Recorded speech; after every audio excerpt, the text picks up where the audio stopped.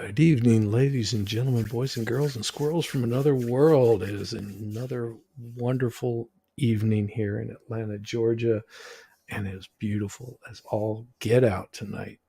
So good to see all of you fine folks here tonight. And I started reading this nice little book that I got online. It was this one right here, Ideas and Answers in Law, and I got to this one chapter, and I don't know, my brain just works 100 miles an hour, and it was this thing about preppers, and I was like, who else could I bring on that could give me some really good advice that makes some really great products? And he has these nice freeze dried packages that he sent to me out of the kindness of his heart. But Fast Group, Tony, thank you for joining in here tonight. Now he sent me Yes, these sir. nice Thank you little for having me. packages, and then I started thinking. I was like, well, I've got this guy right here that sends out stuff that, and he has his own website, which I'll post a link up in there a little bit later on, and he creates these nice little freeze dried packages that you can take with you.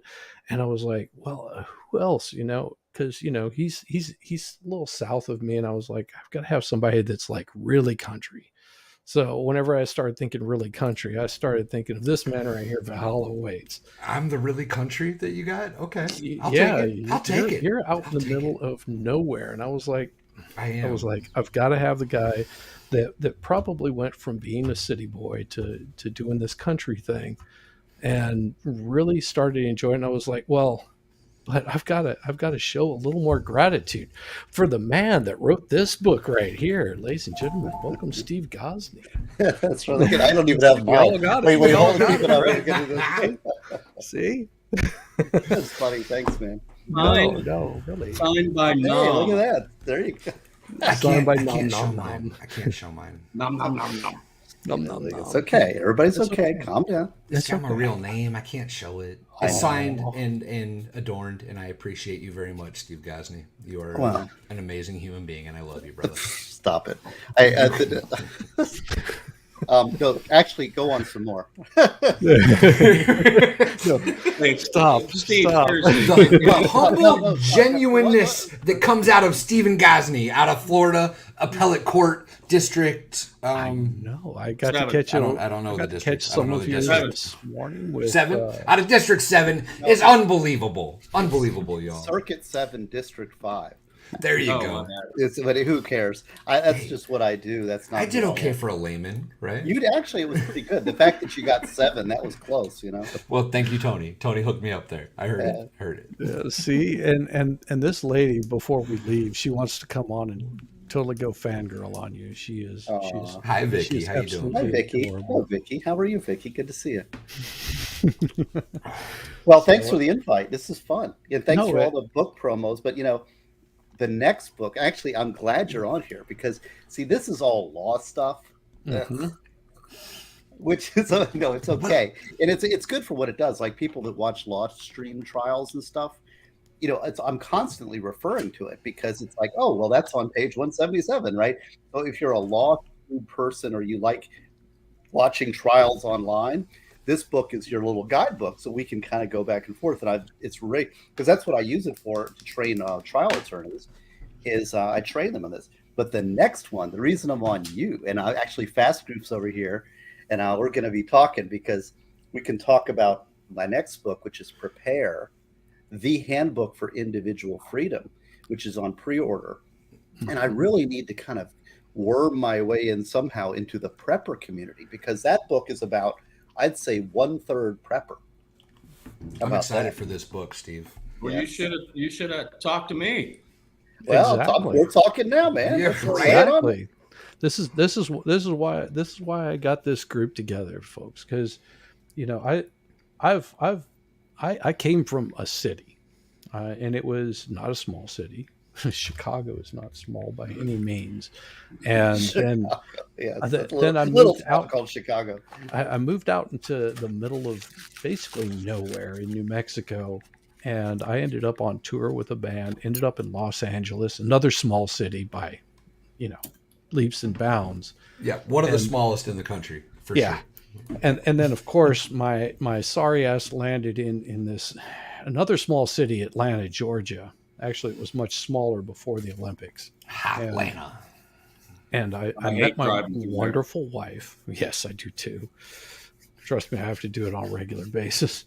Ugh. I met my wonderful wife, and she's from South Carolina, and we went and visited her family, which have this nice little, had a nice little place out in the middle of nowhere, and it was so calming and relaxing, and I could see my wife just calm down and relax and chill, and I got more relaxed, and I was like, there's something to this that I like, and it's not just being in the low country. It's getting away from the hustle and bustle. And I know that Valhalla did pretty much the same thing. Got out of the hustle and bustle to get away from all of the weirdness that happens in cities. And matter of fact, if I had told Valhalla tonight I'm cooking up a rack of ribs, he'd go, "Yeah, I don't want to be in it near Atlanta."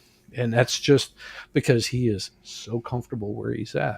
And I like my solitude. I'm with you. That's, if it wasn't for jobs, I have a friend up in West Virginia, up near southern West Virginia, which is near see what's it called, Lewisburg. okay.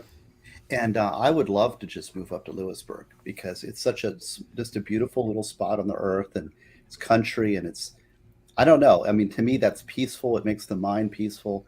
I'm a big fan of rural living, but yeah, I love the shirt. Yeah, this is actually, it's funny. This came from the chats. When I first started getting involved in this stuff, somebody said, I don't know. Somebody was like, "I just love Gosney. He's adorably dorky." and I thought it was so fun. I was laughing so hard. I was rolling. I mean, I was like falling out of my chair laughing so much. And I said, "Hey, wife, come here. Let me show you this. Like, adorably dorky." And so we were both laughing. And so she got this for me for Christmas last. That's cute. I like it. Yeah. Well, This is from Farmhand Tom, because I'm always saying God bless. I don't know. I guess it's a habit, but It's a good thing. Well, It's and not a bad thing. and that was part of my thoughts on all of this, because I was like, and I was reading, ironically, I was reading page 149 in your book, which is all about, how you would deal with a police officer coming in. And you mentioned this thing about preppers, and of course my mind is constantly churning, and I was like, oh my gosh, if you think about this, your interactions with people, depending on where you're at in life, whether you're in a city, whether you're in the middle of the country, whether you're black or white, your interaction with a police officer is going to be so much different, and what makes up society as a whole. And it's so interesting that we got these 4 people on this panel here that come from different backgrounds, different age demographics. I think I'm actually older than Steve, and I am. you've got different backgrounds, different socioeconomic backgrounds. I That just realized I'm the youngest one on this panel. well, Yes, can you I are. ask what But year were you born? What year were you born? When were you 84. born? 84. 84. I graduated high school 85. yeah, I went in the military in '86. My oldest daughter was born in '85. Y'all make me feel moderately young. I appreciate that. Yeah, isn't he cute? He's so cute over there. But as a whole, all of us live on the same planet, and almost all of us live in the South. I mean, Tennessee, I guess you could consider it South. Oh, yeah. Hey, East Tennessee is definitely the South. Florida is marginally southern. Yeah, largely Southern. Marginally southern. We're I marginally gotta- southern. I got to disagree with that. Florida is the relocation of the Northeast. No, Florida is the one state that you go south and you go north. Yes. Yeah. The further That south makes you go, Further the south you go, north the you're further going. north you go. Yes. Snowbirds rings a bell. But it really got me to thinking that, we're all, I think you're pretty much more in the city, if I'm not mistaken, Steve, right? Well, Daytona Beach is, the population of Daytona Beach is not that great. It's 300,000. So people perceive it to be a much bigger city than it is. because we're sort of surrounded. We got Jacksonville to the north, we've got Orlando and Tampa, and so we're surrounded by all these major population centers. And then when you come to Daytona Beach, the beach is very long and it's all developed along the beach. But when you get into the interior, it's just very thin. It's long and narrow and thin. And we So don't have it's a little now more like Bike Week. suburban. Our population doubles during Bike Week. So our Yes. population right now is 600,000, but that's because we have 300,000 bikers in town. Yeah. Uh, But so you would consider it a little bit more suburban. I'd say it's much more suburban. In fact, as an Ormond Beach, I live in Ormond Beach. Oh, in fact, Mighty Meats, Mighty Meats came in. We had dinner. It was real fun. Nice. Yeah. Yeah. And but it's like most people that work in Daytona, if you're like a living in Daytona, like I was born and raised in Ormond Beach, you live either in Ormond or Port Orange. Most people don't live in downtown Daytona. It's more higher crime. It's touristy area. We live in the suburbs and commute into downtown. Yeah. So I'm in Atlanta. I mean, my address is in Atlanta, but I live in like a little suburb or a little enclave inside of Atlanta itself. So, I literally have a half an acre, and it's, my wife wants to like have basically what Valhalla has, a lot of land where she Right. can plant and have a goat farm and do all this other stuff. I'm here. I'm And there. I'm there. That's what I want. That's what we really want too. Well, But look, y'all. I'm sure I've said this on stream before, but I did come from the city life, if you will, right? I was in the bar scene in Rockford, Illinois. It's got 150,000 people that live there, and it's not like it's got good areas, but it's got a lot of crime too. And eventually, it got to be too much, and we vacationed down in East Tennessee one year, and we came up with a 5-year plan, and I think we got here in 2.5 years. We were that focused. We were. see, I cannot leave my job nor can my wife. See, my wife works at Embry-Riddle Aeronautical University, It and worked my out. son is going to college there, so it's free tuition. So that's for the next 4 Nice. years at least. And I've been a government employee now for I don't even know how long, but I've got basically 8 years to retirement. And those last 8 years are the critical ones for maximizing your retirement. So, it's in the cards, but it weighs off. I got lucky. I got lucky that we were in a spot in life that we could make that happen. You know what I Yes. mean? And it wasn't easy, and it definitely it took us several years, and we're still not quite done paying it all off. You know what I mean? Getting things fixed, but we're here, and we're enjoying every bit of it. well, that was one of the things that and I actually I sit down and because I'm one of these weird people that, I start thinking about things and I was like, all right, so good part about living out in the country. All right. We'll go through the good here. Good part about living out in the country. Quiet. You get lots of nature. You get that freedom to do pretty much whatever you want. If you want to run around your house naked, you don't have neighbors looking in your If I door. want to run around my yard naked, Yeah, exactly. okay Run through with the woods naked. It doesn't matter. exactly. I And, will and say that Well, iron nature's Bly. not quiet. what was that? What's that? guys? Nature is not quiet.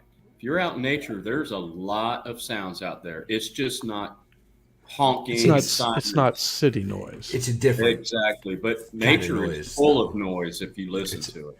It's a calming noise, though. It's a relaxing sir. noise. Yes, sir. And now we get to like some of the things that could be considered good and could be considered bad.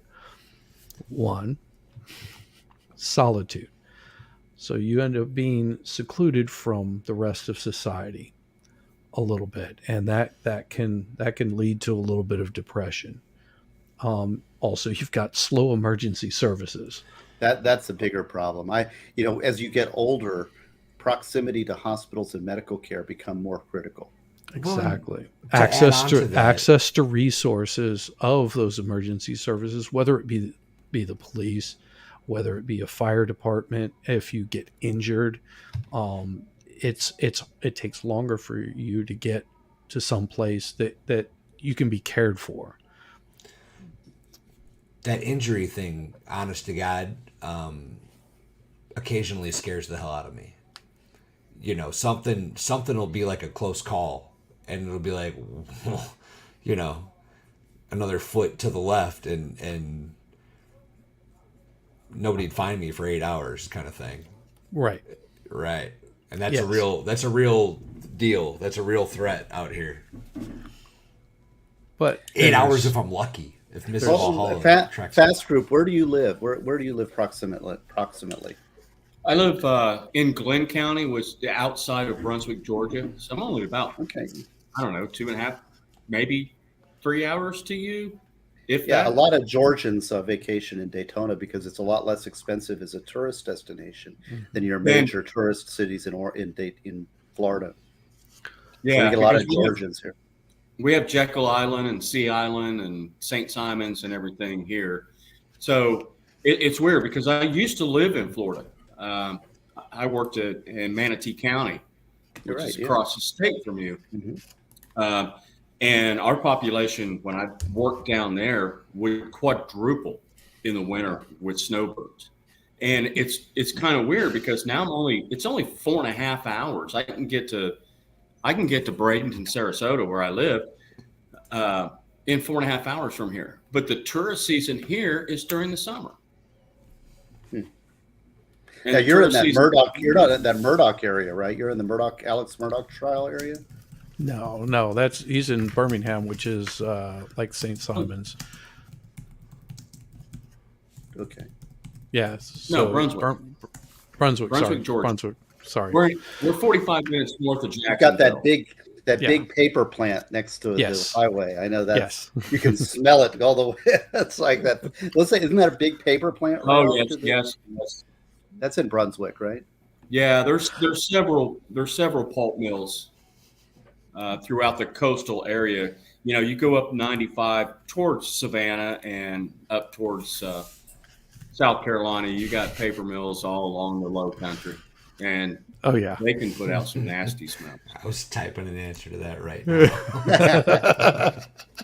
Well, Life's only so long, y'all. Well, and then Life's I, only so long. I looked at your one of the other good things. A couple of them could be considered good, is you don't have any neighbors, and you have a little bit different on the cost. So your cost of property is going to be a lot less than living in most of your major cities.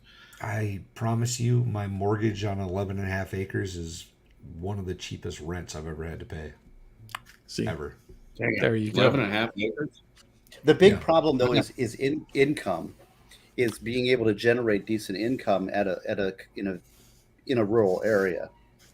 Right. So And that's where I and what's your- went to the city portion of it, because that was the same thing that I thought of was yeah, your income's sort of horrible, unless you're farming or something of that sort. Or Ramsey. And- Yep. And then I looked at some of the good parts about being a city.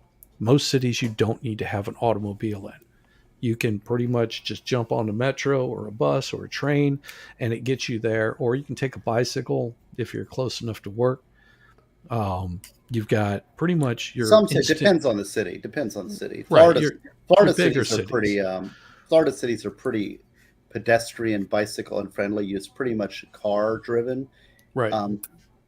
I would say almost all Florida cities are not. You really would need a car. So True.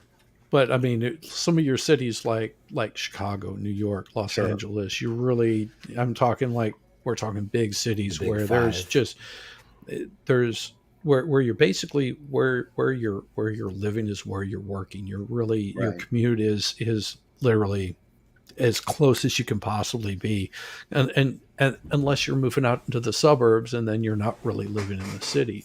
Like a lot of our younger people that are coming up are living in cities quite a bit more because they don't have a family. They don't need a whole lot of property. They have very few items outside of like a stereo and TV and Xbox or The PlayStation. Daytona metro area, I think, is the fastest growing metro area in the United States right now.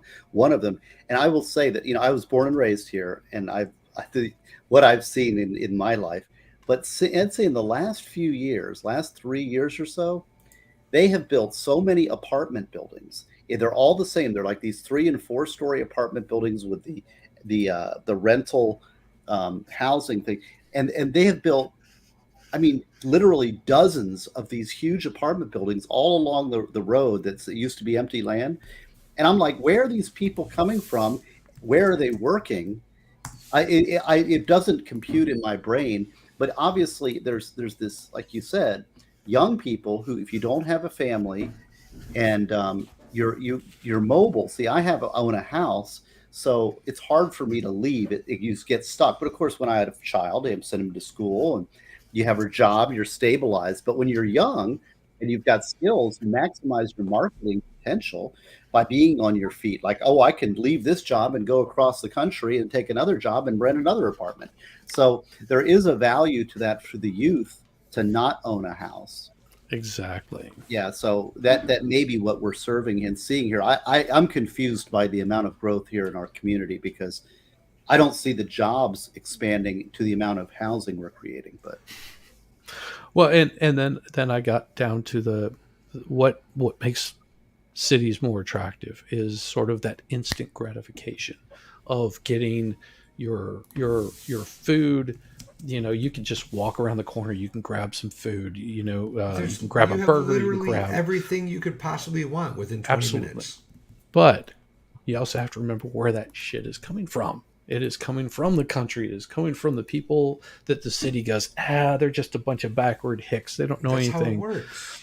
And that's where we start to run into that part where the people are so into their social interactions in cities where it's like they've got a very tight-knit group of friends and they're really close with just those friends that they don't step out and see what's outside of the city, the stuff that makes it grow. And that's where I was like, this is where it becomes important because I see that the city folk need the country folk just as much, because where are they going to get all of the food from? Where are they going to get the meat? Where are they going to get the veggies? They want to have the organically grown vegetables. Where do those come from? You sure as hell aren't growing them in cities because coming there's from nowhere 9th to grow Avenue. them. I promise you that. No, they're coming from farms. They're coming from all of the people that are out there breaking their neck every day, walking in ruts that could possibly end their life.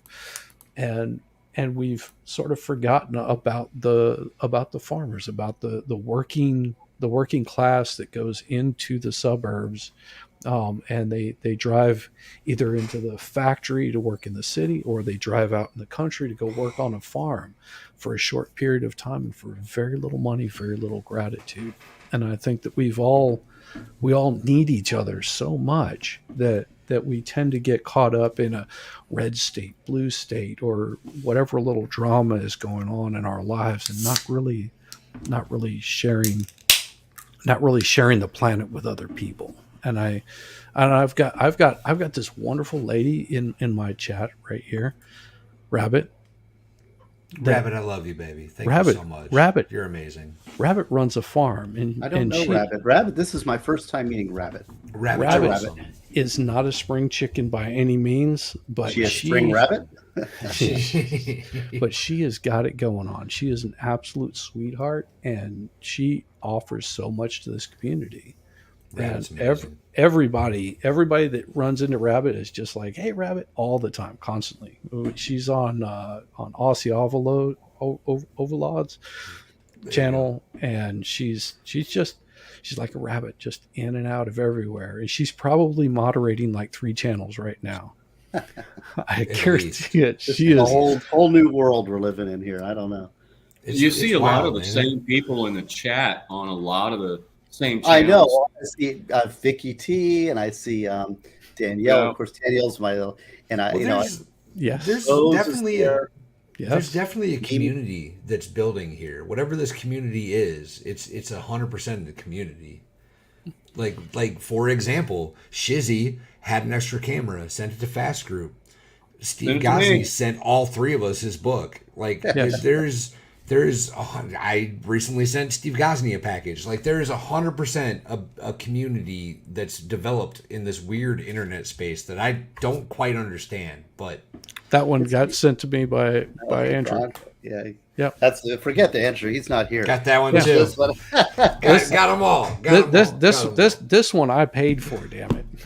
yeah, I paid for mine too. So let's. Yes, that's I right. paid for mine. I'm too. special. I didn't pay for You shit. are special. Gosney hooked me up. Well, I will. But actually, Valhalla earned it because he taught Yes. me how to live stream. Him and Mighty Absolutely. Meats taught me how to live stream, and so that's something that's above and beyond the Call of Duty. So thank you Wow. very much.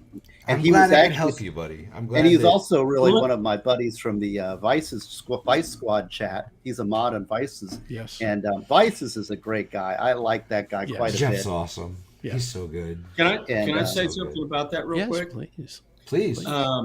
You know, I think as small business, which is what I am. I'm not a small business. I'm a micro business. With everything I do, I mean, we're that small. It's just me and the wife. That's it. And all the stuff that we do. And Well, what do you do? I want to hear more about what you do. okay, I'll get into that in just a second, Steve. But one of the things, and I have a lot of friends, people that I know, that bring me firearms to work on and different stuff. And I always feel like I want to, or I need to give them a discount. And a guy who also does a side hustle. He works with a federal agency, and he's an instructor here at FLETC where I used to work. But he's like, you know what? We shouldn't be giving our friends should be paying that full price to support other small businesses. Each other's business. And Yep. I have a lot of folks that are our friends, and I tend to undercharge them for work, and they'll end up overpaying me. Like, keep this. You did this much work. I know you're giving me a discount. No, you're a small micro business, and give a discount to somebody else that may not know you to get repeat business from somebody that doesn't know you. The people that know you are going to give you business because they know your work. And I will say I tried the biscuits and gravy. The other stuff, because I'm always cooking for my wife and I, that I'm not able to do stuff. But I was like, this is actually a really good idea, and I would suggest everybody check it out. It's not going to hurt you if you like what. But what what you're he's- doing, you're doing what he's a got to lot of offer. freeze-dried foods. Yeah. That's one of the things I do. Yeah. The main And business is FAST Group, and FAST stands for Firearms Services and Training. I do gunsmithing. I'm an 07 FFL firearm manufacturer. I do gunsmithing, everything that entails, refurbishing, restoring, rebluing, refinishing, manufacturing. I do custom work is what I do in the firearms part. And I also teach. I teach firearms. I'm a firearms instructor, and I've taught for years and years. I've been a competitor for years in high power service rifle, precision rifle, handgun, USPSA, IDPA, 3-gun, 2-gun, a lot of that. I'm a former law enforcement officer, SWAT officer, Sergeant of the United States Marine Corps, EMS for 14 years as a lead paramedic. And then I took a break where I've always liked to cook, and I had this idea once that I wanted to open a restaurant, be a restaurateur. So when the housing crisis hit, 2008, they call it the Great Financial Crisis, GFC or something like that. It's like, you know what? I'm going to pursue the restaurant thing. So, and I had worked in small restaurants back when I was a teenager. So I worked my way. I found nice restaurants here on the islands that where all the tourists go. So they're really nice restaurants. And I found one and asked the chef if I could work from the bottom. And I got hired as the prep cook, and I moved to another restaurant, worked my way up, and became the chef of that restaurant. And then ultimately got fired because I made the salad boy cry. But anyway, there's nothing wrong with that. So and anybody with the title of salad boy should probably be made to cry on occasion. well, Might have been the that's all I'm salad gonna boy say. at some point in time. yeah, there's a lot that goes into that. But anyway, I had a love for food, a love for cooking. I worked with under some great chefs. I did a lot of self-education. I never went to culinary school, okay, but a lot of chefs out there never went to culinary school. Yep. And I learned under some great chefs, did my own self-education, studying, and after that experience, I didn't even want to cook meals at home. After I was fired, and it's like, man, I was running this and then to nothing. And I was like, it was a couple of years. And then after that, I had gone to FLETC. I was a contractor in the firearms division at the Federal Law Enforcement Training Center. And I was at the same time starting my own business, which was Fast Group, and that was firearms related because I've done that my entire life. I left the SWAT team to go to the Marine Corps, and I was 25 when I did that. So then it just kind of evolved, and my wife is a lot into she had worked distributing freeze-dried foods for a company, and it was just like nasty. And she wanted to get into it. And of course, I had the cooking skills. So it rekindled that feeling of wanting to cook again, but instead of, cooking for someone else and, having 200 covers in 2 hours, it's like I could make my own food the way I want to make it. We could freeze dry it and get it out to people. So everything. So that became another part of Fast Group, which became Fast Group Foods. And then I got combo. And then I got back into leather working that I used to do years ago, and started making holsters. I've been making holsters for several years, or leather holsters. I'm wearing my holster, the first inside the waistband holster I ever made. I've been wearing for 4 years now, every day. My pants are on, my gun's on. And Heck yeah. I just have 2 styles: an outside the waistband holster, which has belt loops, and I have inside the waistband holster. And then I started doing belts, and then I started, really liking to get back into leatherworking, and so doing a lot more of that: wallets, belts, guitar straps, rifle slings. That's how Steve and I actually kind of got hooked up. He was on guitar strap. Yeah, it was on Andrew Branca, one of his shows, I think, or maybe it was Riccati, and you just gotten that new Martin. Right. And I just threw out in the comments, it was like, hey, we need a custom leather guitar strap for that Martin. And he was like, oh, tell me more about it, Still hadn't got one yet, but. I know. Well, the funny thing is that I can't figure out exactly what I want, which is it's funny because I have straps. See, I've got plenty of straps. Like these are all good straps. Leather one right here, but what you're talking about is a custom leather strap. See, like this one right here. So all of my straps. This is a nice leather strap. Yeah, it's the kind of straps I use. Strap locks.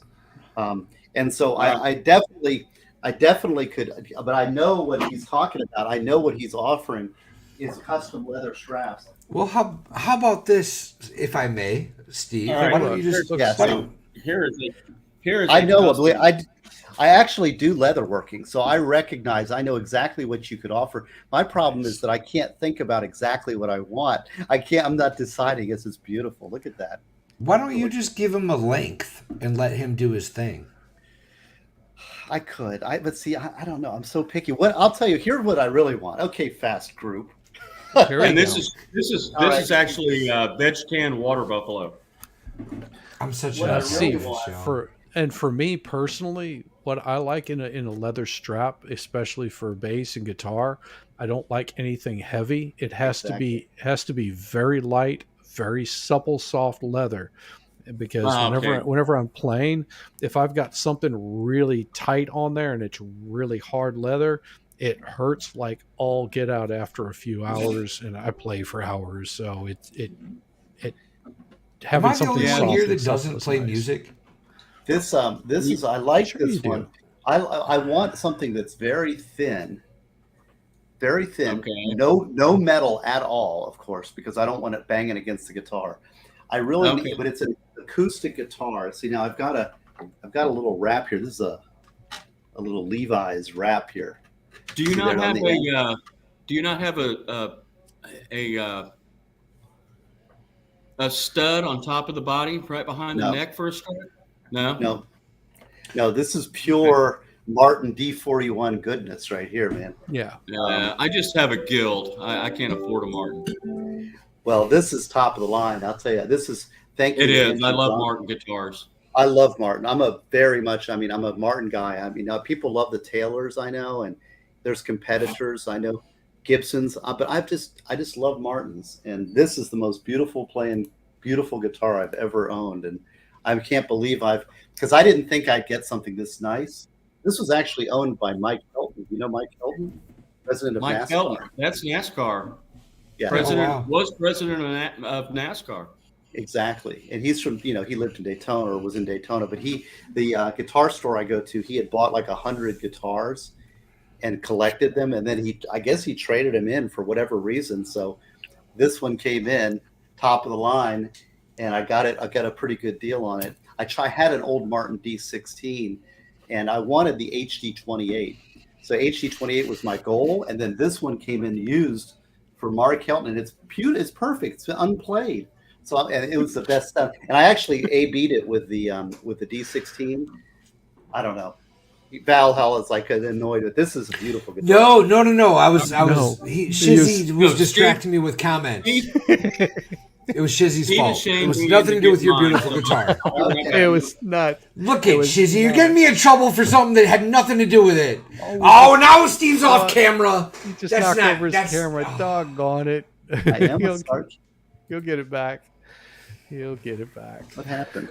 I'm chuckling over Your Shizzy camera bringing up came unplugged.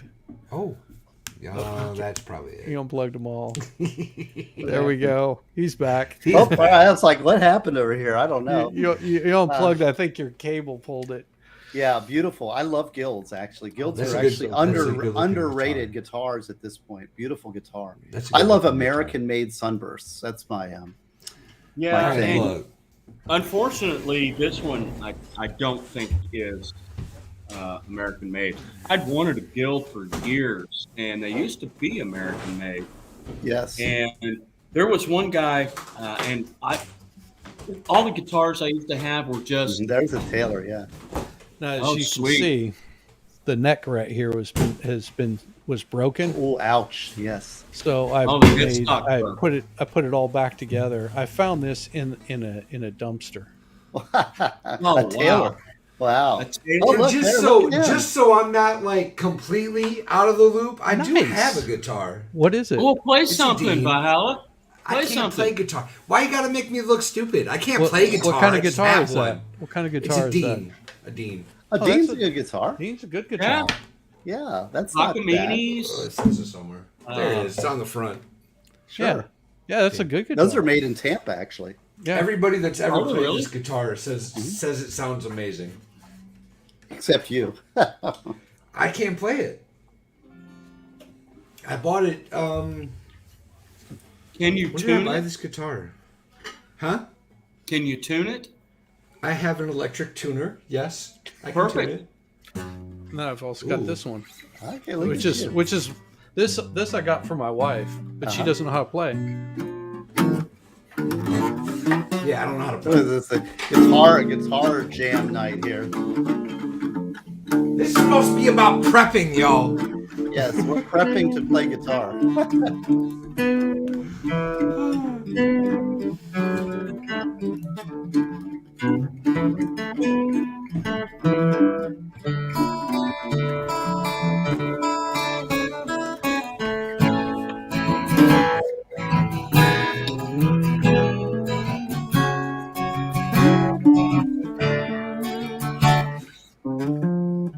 Nobody knows Leonard Skinner in this audience, do they? Sure, Nope. I do. Simple Man, man. That's a great Tuesday's song. gone. Actually, Yeah, Tuesday's gone actually- with the wind. Zeppelin. That was what is Tuesday's it? gone, yeah. Skinner was from Jacksonville. yeah. So my Yeah, old Gary band, Rossington my just old band, died. we did Sure. Leonard Skinner, Freebird, 3 or 4 years in a row at this. It was a thing that we did for kids, and they would have all of these bands get together, and we played the 13-minute version of Leonard Skinner's Freebird, and every single time we could get that crowd up and moving. And as much as people say, "Oh, Freebird's the most hated song by musicians," when we would play it, it would get them going because we would get the keys, we would have the bass, 2 guitars, singer. GNXO, hello, sweetheart. I have to Did, go to my man and say hi to GNXO because she's amazing. Yeah, we got some good GNXO people. always has. Did you have priority. Did you have a screwdriver stuck in the first fret of the guitar? Play Gary Rossington's part? No, but I did have a weird hat almost every single show, except for the last one we did, and that was just because I'd taken off all my hair, and I was like, nobody will care. See, now they're going to. No, I was just to say everybody's, and unfortunately, Gary Rossington just died, who was one of the founding members of Leonard Skinner in '66, Yep. I think. Everybody was saying, "Oh, that's the last living member." No, it's not. Bob Burns is still alive. He was the original drummer. Mm-hmm. I believe you. See? And the guy that's playing now, Medlock, he was a member, not the founding member, but he was one of the original. They changed people, drummers, guitars, and stuff in the '60s and '70s. People moved in and out. Medlock used to play with Leonard Skinner. Then he went on to some different bands, and then he came back in '96. So he was. I don't say original. He was one of the original band members, not the founding members because they changed. But he was playing with Leonard Skinner before the plane wreck. And now he's back playing with them. I think he pretty much takes over Rossington's place, what he does. But we got so far off track of what this stream was supposed to be. So far off. No, that's fine because It's like an East Palestine train wreck. well, just an Ohio train wreck. So we're just No, going I- straight into like the most depressing of the depressing, huh? Okay, Drummers let's do don't it. count. Oh, come on, now listen, Vicky. Somebody's got to I've keep played. rhythm. I played. My first instrument was actually guitar that I started playing. I got most proficient on bass, and I played bass for years and years and years until I got hooked up with a friend of mine that he was a bass player and said, "Well, can you play guitar?" I was like, "Yeah, sure." So I ended up picking up guitar, transferred over to this guy that someone was like, "Oh, this guy's really cool. He's a keyboard player and he's got a drummer." So I was like, "Oh, sweet." So I was hoping to go back to playing bass, but of course he already had a bass player. So I stuck with playing guitar, and then the drummer bailed, and then I started playing drums, and we formed a punk rock band. The punk rock band I played drums for years until the band just sort of dissipated, which happens. And then I went back to playing bass and did really well playing bass for years. Back, so I've done quite a few instruments. I cannot play keys, and I cannot read music. I do it I by can't ear. read music. I'm nothing but a porch player. That's Mrs. Valhalla. seriously, is actually, campfire porch. Really good. Mrs. Valhalla is educated in music. She's at a different level than she laughs at me when I try to talk music. She just laughs at me. She's like, you don't know anything. This is all the reasons that you don't understand what you're talking about. Okay, thanks, baby. I appreciate it. It's Love something you I too. do. Something I did want to say though is, and I don't know how the rest of y'all feel about this, but playing an instrument, and for me, playing guitar, I mean, you can, and all the stuff that I've done, and I know Valhalla knows what I'm talking about, but through law enforcement, Marine Corps, and being a paramedic, I've seen some bad shit, and I've had to deal with that shit. Seeing it is one thing. Being the person responsible for fixing it is even more. And you can get into some dark places. You really can. Years after. I'll give you that one. Yeah. But something that I've always gone back to is you pick up that instrument, you go find a fucking quiet place, your porch, your fucking bedroom, wherever, and you just sit down and start playing and singing music. And Hours go away. yeah, well, until your fingers do, until those calluses do. But it's a place that can, playing music is a place that can take you away from the everyday bullshit that you have to live through. And I'm not, and not just being, the trauma and stuff, just even if your daily work sucks, you go in and out of an office in a cubicle every day, and you're all pissed off and everything when you come home. If you pick up a guitar and start playing a couple of songs and singing, it will take you to a better place. I'm with you. I find that same escape with art. I find that same escape in Sure. doodling and painting and coloring in a coloring book, for that Yep. matter. And everybody has to have that outlet. That's the beauty of human. Wait a human minute. Army experience. uses crayons too? No, sir. No. Colored thought it was pencil. just Colored I thought it was pencils. just the Marines. Colored pencil, sir. Colored pencil. Takes longer to chew through. They don't taste as good. I like strawberry.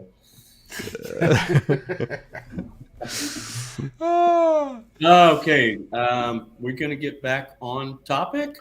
Well, and that is a pretty good thing. And I just want to say that I did send an invite to probably the only lady I'll send an invite out to tonight, just Oh, I because know who that she is. has a big crush on Steve. So That's funny. That's funny. Oh, I would have. Never mind. Disregard. she's a sweetheart. She's a sweetheart, and she's very respectful of my channels. And she would not do anything but jump your bones, Steve. So don't worry Oh, about great. Oh, no. Watch out.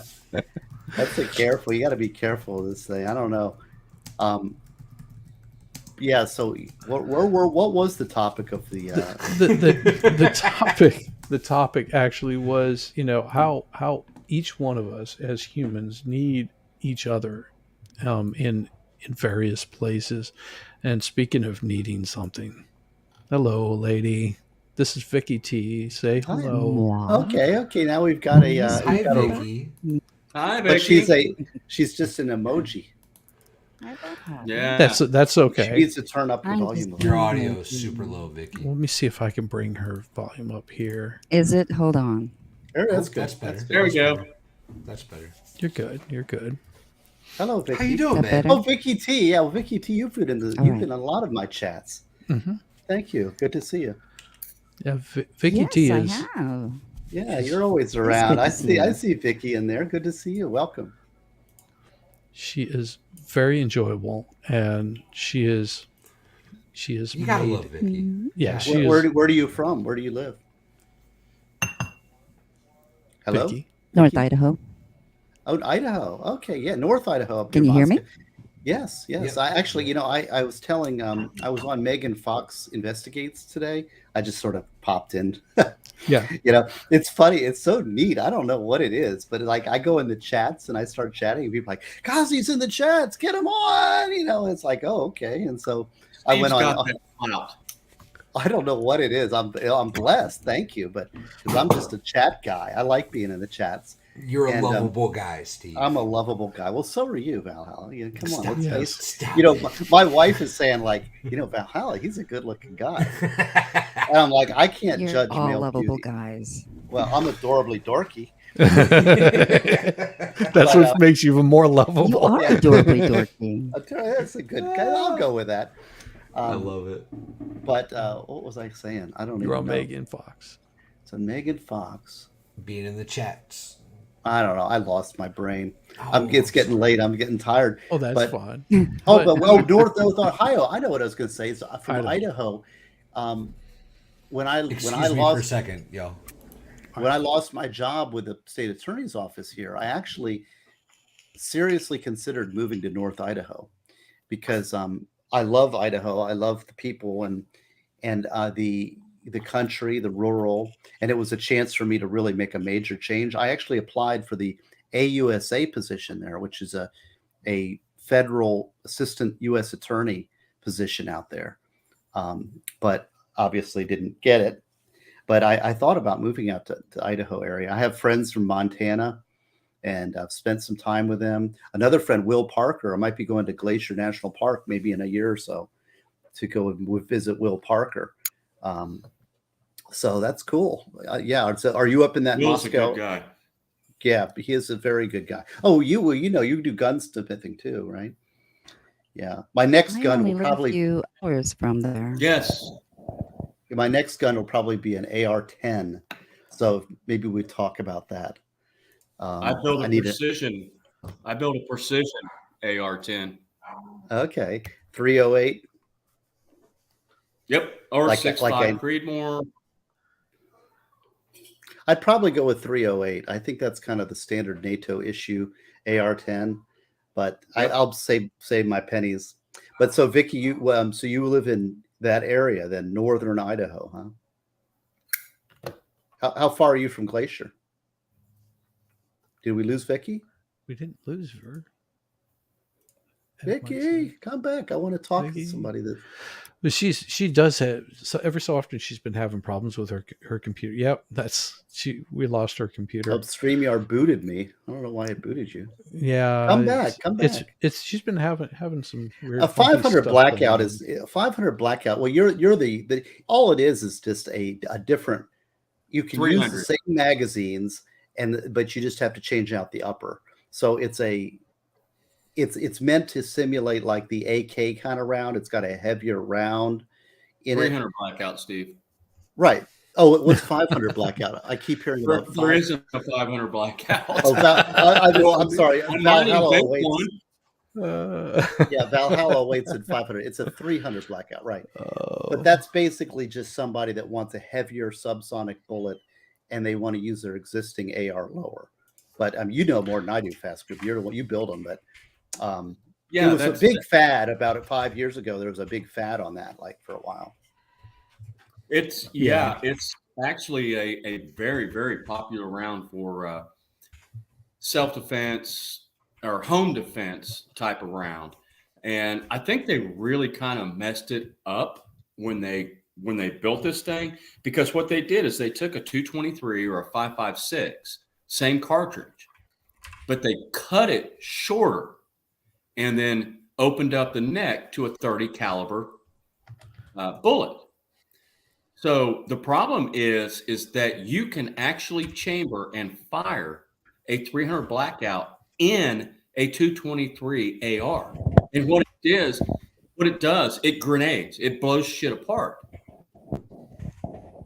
Because the bullet is bigger than the barrel, but because they cut the cartridge back shorter, it'll actually lock into the chamber, and the bolt will close and lock up, so the firing pin will strike it.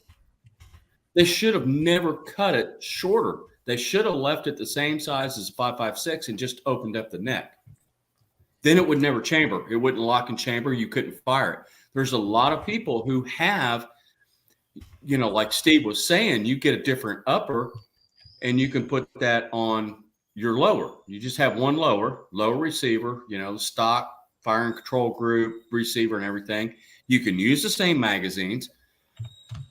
And don't forget that they've got a 223 or 5.56 upper on the gun and shove a magazine of 300 blackout in it and blow the gun up in their face.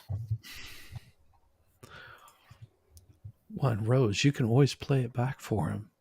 You can always play this back for him. It'll make him so happy, and he can look up Fast Group and give him a shout out, because I will tell you, Fast Group has just started up his channel, and he really, if you reach out to me, Rose, you can easily reach out to me on Discord, and I can get the information, and you can meet up with Fast Group and maybe have a sit down on one of his streams. See how that works. See, I'm real particular about what I like in my ARs. I build my own too, because it's fun. It's a little projects, but I like Magpul. Like I've got a Magpul K2 Plus grip. I really like. I like the Magpul CTR stock. I like the Magpul. What is it? The Magpul magazines, the 30 round magazines. The normal round magazines. Yes, normal round. That's right. Yes. Standard capacity magazines. I'm real particular about certain things about it, so I like to build them. And I like nickel boron bolt carrier groups. They just seem to me to be nice and slippery. Yeah, there's a thing out there that nickel boron, and I don't know it for a fact, but they say that and I haven't ran, because I built a prototype for an AR-10 308 that I want to introduce into the law enforcement market as a medium range sniper rifle.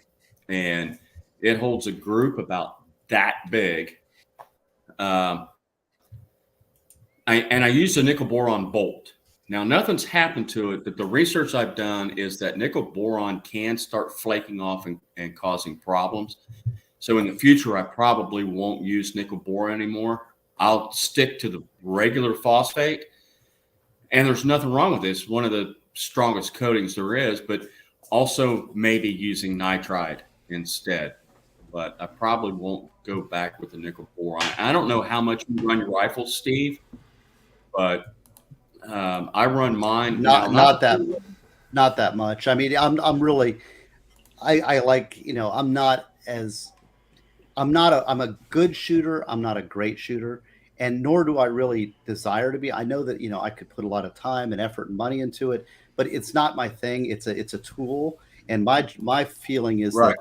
that you need to be competent with your weapons so that you can get shots on target in a reasonable amount of time when put in a pressure situation. And I'm not going to be these eyes, I can't get 1,000-yard shots and 4-inch groupings and things like that. In fact, I will say, it would take some time and effort. Can I promote? I can teach you how to do it. I know Legal Vices is in chat. I'd like to say hi, Jeff, real quick. Oh, Legal Vices. Legal Vices. Get out of here. You didn't see that? You didn't see that? Where is he? If you only had a K-bar, Steve. Where's the K-bar? Everybody say hello to Legal Vices. I will say that I've got. I was on there today. We had a nice. Yes, it was good, and I was so. I caught every bit of it. I woke up in time to catch it. Yes, I saw that as well. I was in there. Okay, yeah. In my new book, here's the table of contents. If you want to look at that. Oh my! Oh wow! You can see. Can you see that? Yeah, it's Um, blurred. Just Well, back it we off. can't just a read little it, but bit. we can see it. There it is. There it is. Oh, from Matthew Hurricane. See, emergencies with firearms, justifying systems, a Christian path, preparing emergencies by straightening out your family, the moral. See, and that right there is going to Preparing be for emergencies by building your community. exactly. See, Yeah, and that's I why you lured me into your thing because of that. Because I it's part of my book, and I will say the firearms sections here. Will Parker helped me with that because I had written something. I mean, I don't know if you know James Wesley Rawls, but he was he runs Survival Blog, and I I helped edit one of his books. It was which one was it called? Expatriates, which was like book 3 or 4. If you look on there, you'll see Steve G from Florida. That's me. And I tried to win his money. He had a lot of money in these writing contests to try to win money for his survival blog thing. And so I wrote some, and so these firearms articles are from that attempts. These are edited versions of those articles that I wrote a while back. So I don't know where that came from. We're talking. What are we talking about again? I keep getting lost. Survival that's- and the importance of community. Yes, well, but That's that's what part we're of it. talking- See, the thing is that a traditional prepper, and this is one of the reasons for my book, to focus on the bottom 2 layers of the Maslow hierarchy of need, and that is basic survival, which is food, shelter, water, clothing, that sort of thing, and then it's the second level, which is safety, which is firearms and protection, and those are absolutely critical, right? But those are the bottom 2 layers of the Maslow hierarchy of needs. There's 3 more layers of hierarchy of needs which you need to in order to thrive, and there's not a lot of books on prepping that are focused on that top part. And so that's really what prepare is. Now I have thoughts in those bottom layers in the areas that I feel competent to talk about. And I actually, the ones I didn't, I reached out to somebody like Will Parker to fill in some of the gaps, right? But the thrust of the book is that top part and about freeing your mind from petty tyrannies. And I'm of the belief, and I know that we have varying levels of faith within this little crowd here. There are 2 chapters on faith. And I really believe that faith is required in order to be truly free. And I'll just lay it out there. You can skip the chapter if you want, Valhalla, but but there are 2 chapters on that because when I think through it, and you tell me when you read it and see if you think it's a bunch of baloney, or if what I'm saying rings true, because I think it's part of our liberating our mind. And I mean, because you is liberating yourself not only from external tyrannies, that is like government and all these things, but also from our own past and our own traumas that we've had. And you can get enslaved by that very easily. That's the more challenging part. Yes, That's the more challenging tyranny to overthrow. absolutely. Well, and that was one of my thoughts on this too, and that was one of the reasons why I thought it would be really great to have both you and Valhalla on here, in that aspect of because you both come from a different perspective, a different age group, and you both think the same way in a lot of aspects, almost like you Valhalla understands where Steve is coming from whenever Steve explains it, because Steve, you 100%. explain things so 100%. so pure and simple, and you're not getting down in the weeds of the legalese or anything like that, which you totally can Yeah, I at Luckily any can't. given for- point in time. Luckily, But- from my understanding, he doesn't usually go that far for me. Well, But- no, but I but recognize you're one of just- the reasons I see in Valhalla myself, and I see him. I kind of feel a little fatherly, maybe because I recognize kind of that.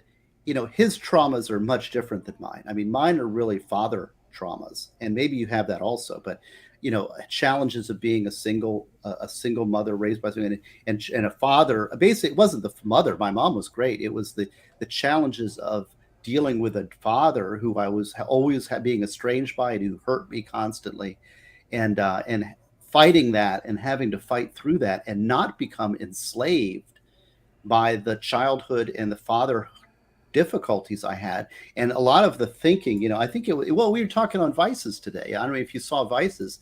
He kind of got me into that zone at the end of the thing. He's like, who is Steve Guzzi? Do we really know? And a lot of, how I came about where I am is building myself up over time, step by step and brick by brick, and trying to become free and live and decide for who I want to be and overcome, because that's very hard. I mean, you're enslaved by those things. When you're a child, you're completely enslaved. So it's a very small little window of freedom that we have.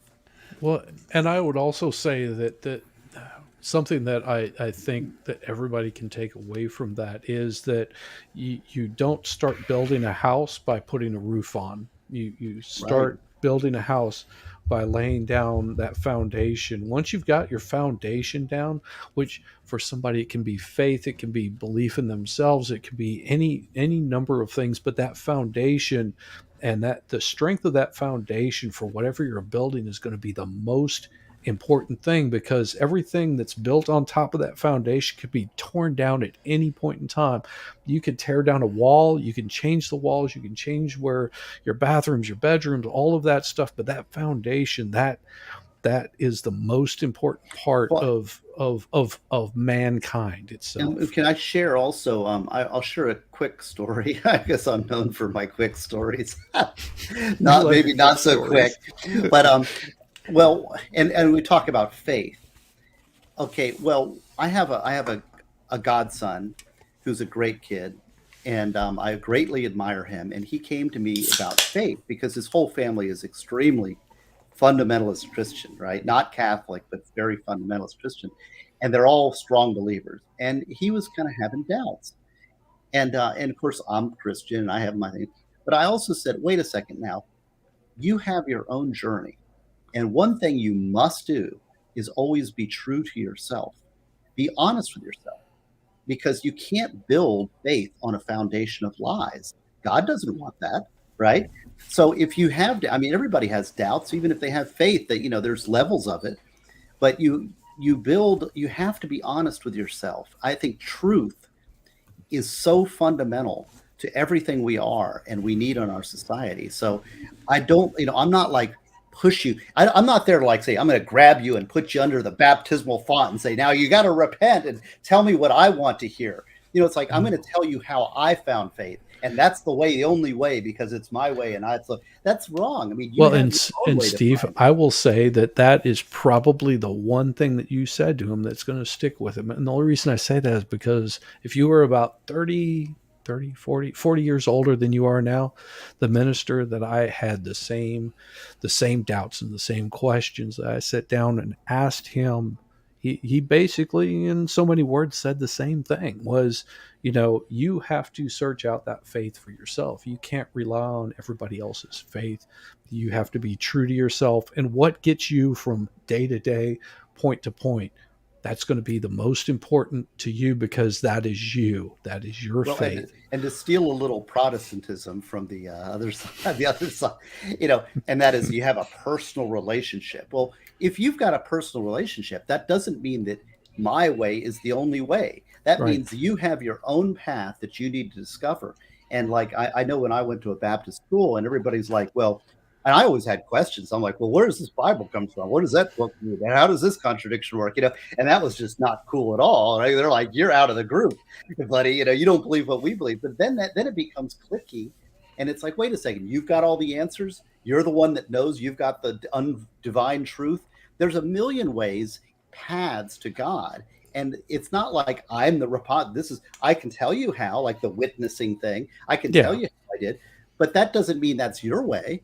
You have your own individual way to relate, and God is big enough that we all fit in that frame, right? And so I really love my church is very great. I love my Catholic faith, And one of the things I remember my priest, and because he was or it was my deacon actually. He's like, well, this is what we believe, and here's why we think it, but nobody really knows because we haven't been there, right? But we have this, and I just thought it was so wonderful, because I'm like, okay, there's no dead person coming back and say, let me tell you how it is in purgatory, right? It's very speculative. Let me ask Steve something because Sure. um, you're Catholic. My mom's Catholic. I'm not Catholic. Um, my dad, of course, I was adopted. So these are the parents that I grew up with. Were you really? I didn't know that. Yes, yeah, absolutely. Okay. And I've I met have questions about that later. okay. So I've met is my brother, and he might end up actually be watching this. And he's down in Florida, not too far from Steve. What's up, Shizzy's brother? How you doing, buddy? So anyway, um, I have struggled with religion my entire life, Steve. Sure. Same. Same. Because my dad, that I grew up with, he was not religious. We didn't go to church. My mom was Catholic. She was raised Catholic, and my mother, she had a 6th grade education, and she is a freaking angel. She is a wonderful person. She's still alive, and I love her to death. But so we didn't go to church as a family, as kids. So I've struggled with religion. Now, when I was in elementary school, there was a church bus that came around into our neighborhood. We lived out in the country. I would get up on Sunday morning before anybody else was up. I'd jump on that bus, and it was a Baptist church. And I got saved in a Baptist church. I didn't know what the hell a Baptist was. But as I grew, I've struggled to try to find, I went to Catholic churches, I went to Episcopalian churches, Methodist, all of these. And what bothers me is putting a label on a person who has belief in God. Okay, you're a Catholic. No, you're a Protestant. No, you're Episcopalian. No, you're Presbyterian, you're a Baptist. That's the part that I hate. And that's why I don't go to church, because each one of those want to put a particular angle on you and what God says, and I heard it from somebody, and I'm not sure where it was, that I was trying to find it. And it comes from, it's not Genesis. For I know nothing save Jesus Christ and him crucified for our sins. Not sure where that comes out of the Bible. What Corinthians, 2 Corinthians, I think is where that comes from.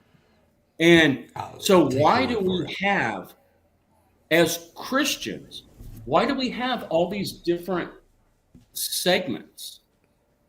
And Well, one of the things that I would say is that, I could go into full Catholic apologetic mode, which is actually a book that I am working on. No. You wrote an article about it. I wrote an article about that. And of course, he's Catholic, so that article turned into a book. Well, I'm working it out, because those are very good questions you have. And I was raised Protestant. In fact, when I was growing up, Protestant's a pretty conservative religion, though. well, Protestant, it's like Protestant is not Catholic and not Orthodox, so it's a big thing. There's a million trillion Protestant churches. Just means that you're not Catholic. Right, exactly. You could be a Baptist, you could be an Episcopalian, Yes. which the Episcopalian came from the Anglican Church. So my mom and my family thought that Catholics weren't Christians. They were basically Church of God, which is There's very a lot of people in fundamental. the 40s that agreed that they weren't Christians. Yes, I get it. Yeah. But however, I found my way to the Catholic Church after, it's only been 12 years or so. So, but I have a lot of reasons, and I could get into very deep about, apologetics about the Catholic Church and how things are done. But it's the subject of a book in the future. I will say that I love the beauty of the church. I think the Catholic Church is it's the critical church. It's beautiful. It's the church that we need to survive. I will say that my in-laws are Catholic. my wife was raised Catholic. She's not like a practicing good Catholic by any means, but Well, no, but the church is for sinners, and a lot of people Right. make mistakes between confusing the Christians with Christianity. Those are two different things, you know. And Christians are people that try to be good Christians, right? But that doesn't mean that they are Christ or they are Christianity. And that's the thing. A lot of people get alienated because they expect perfection. They you son of place a bitch, Steve, you got me talking about religion again. God bless you. God bless you. See there? Well, and that And was here- that was one of my biggest beefs with it, because I am non-Christian, but I also don't, I'm not going to put someone down because they are. I believe in God, and I believe in God as a whole, as not any nobody can lay claim to him, because he lays claim to us, and that's my belief in God. But I don't expect anybody to be anything other than what gets them through the day, what makes them tick, what makes them, not go home and slap their wife or do bad things to people. Well, on my new book, I will show you here. There's a book. You see there, See? Preparing for you were on, Emergencies with Faith and a Christian Path. Those were the two hardest. Well, aside from the first part, those were the two hardest chapters for me to write, because it's very hard to put pen to paper and actually say something personal and meaningful and clear about such a difficult subject. I put my heart and soul into those two chapters. It's so Valhalla. You can only have to suffer with it for two chapters. I'm gonna read every one of them, buddy. But And you know I'm it's, gonna. you're in there too. You asked if you're going to be. You are mentioned in the book. You about did it. ask. You did ask me about it. I Yeah. said, Well, did I absolutely, send and you the would be quote? honored. Yes. Yeah. Okay. I told you Um, I would be honored. sir. I know, would I be know. That's honored. so good. Well, it's on the part about building your homestead and about, having some place that you feel comfortable around. Home is, I don't know if you're familiar with Gustav Stickley, but I'm a big fan of Gustav Stickley, who is a furniture designer from the turn of the century. In fact, most of my house is decorated with Stickley furniture. This is a Stickley cabinet right here. They're made in upstate New York. It's very good furniture. How the hell does Steve know all this shit? He's we an have amazing he's human an being. You know what we don't talk Because about? not only does he write, but he reads. All right, yes. I know. Listen to what I'm saying, though, okay? Because Stickley has a philosophy. He's an arts and crafts movement furniture designer. And arts and crafts movement, you see how simple this furniture is here? You can probably take a peek at it. See, it's very clean lines. This is all solid oak, and it's very traditionally made. It's a reaction to the Rococo movement, which was very fancy, frilly French kind of things that, you get a chair and it's got all this carving and gold and all this stuff. It's like, okay, we're just going to give you simple, honest furniture made with the best we can do. His philosophy was all I can, meaning all I can do, I'm going to put into this furniture. So I'm going to make it the best I can possibly make it. And that's what he did. Isn't that the Quaker stuff that uses Similar. quarter sawn Exactly. oak? Yes, Yes. exactly. So it's I've done a and lot it's of woodworking too. So. mission style. It's called the mission style or arts and crafts movement. mission style. And so that's, I love the mission style, all the arts and crafts, Stickley stuff. But his philosophy, I buy into the philosophy behind the furniture maker, and that is that your home should be a place of either utility or beauty. So if it's not beautiful and it doesn't have a utilitarian function, then you should get rid of it. So that's the thing. Unclutter your life with junk. So if Can it's not, utilitarian be comfort? yes, absolutely. Okay, good. Sure. Okay, Yeah. good. Yeah. Then yeah, I'm all on board. I'm all on board. But we clutter our lives with all these little junky things, and that's one of the things. Like people are saying, you should sell this or sell that, or it's like I want to sell something of value. I want, like, when I have a guitar, I want a beautiful guitar. It's functional. That's when I love it's the melding of form and beauty. So I'm a big fan of the Craftsman furniture philosophy. I don't want an overly decorated chair. If I want a chair, I want a beautifully well-made chair that's comfortable to sit in, right? Yes. That's what I want. I don't want something that's a decorator item. I Right. agree 100%.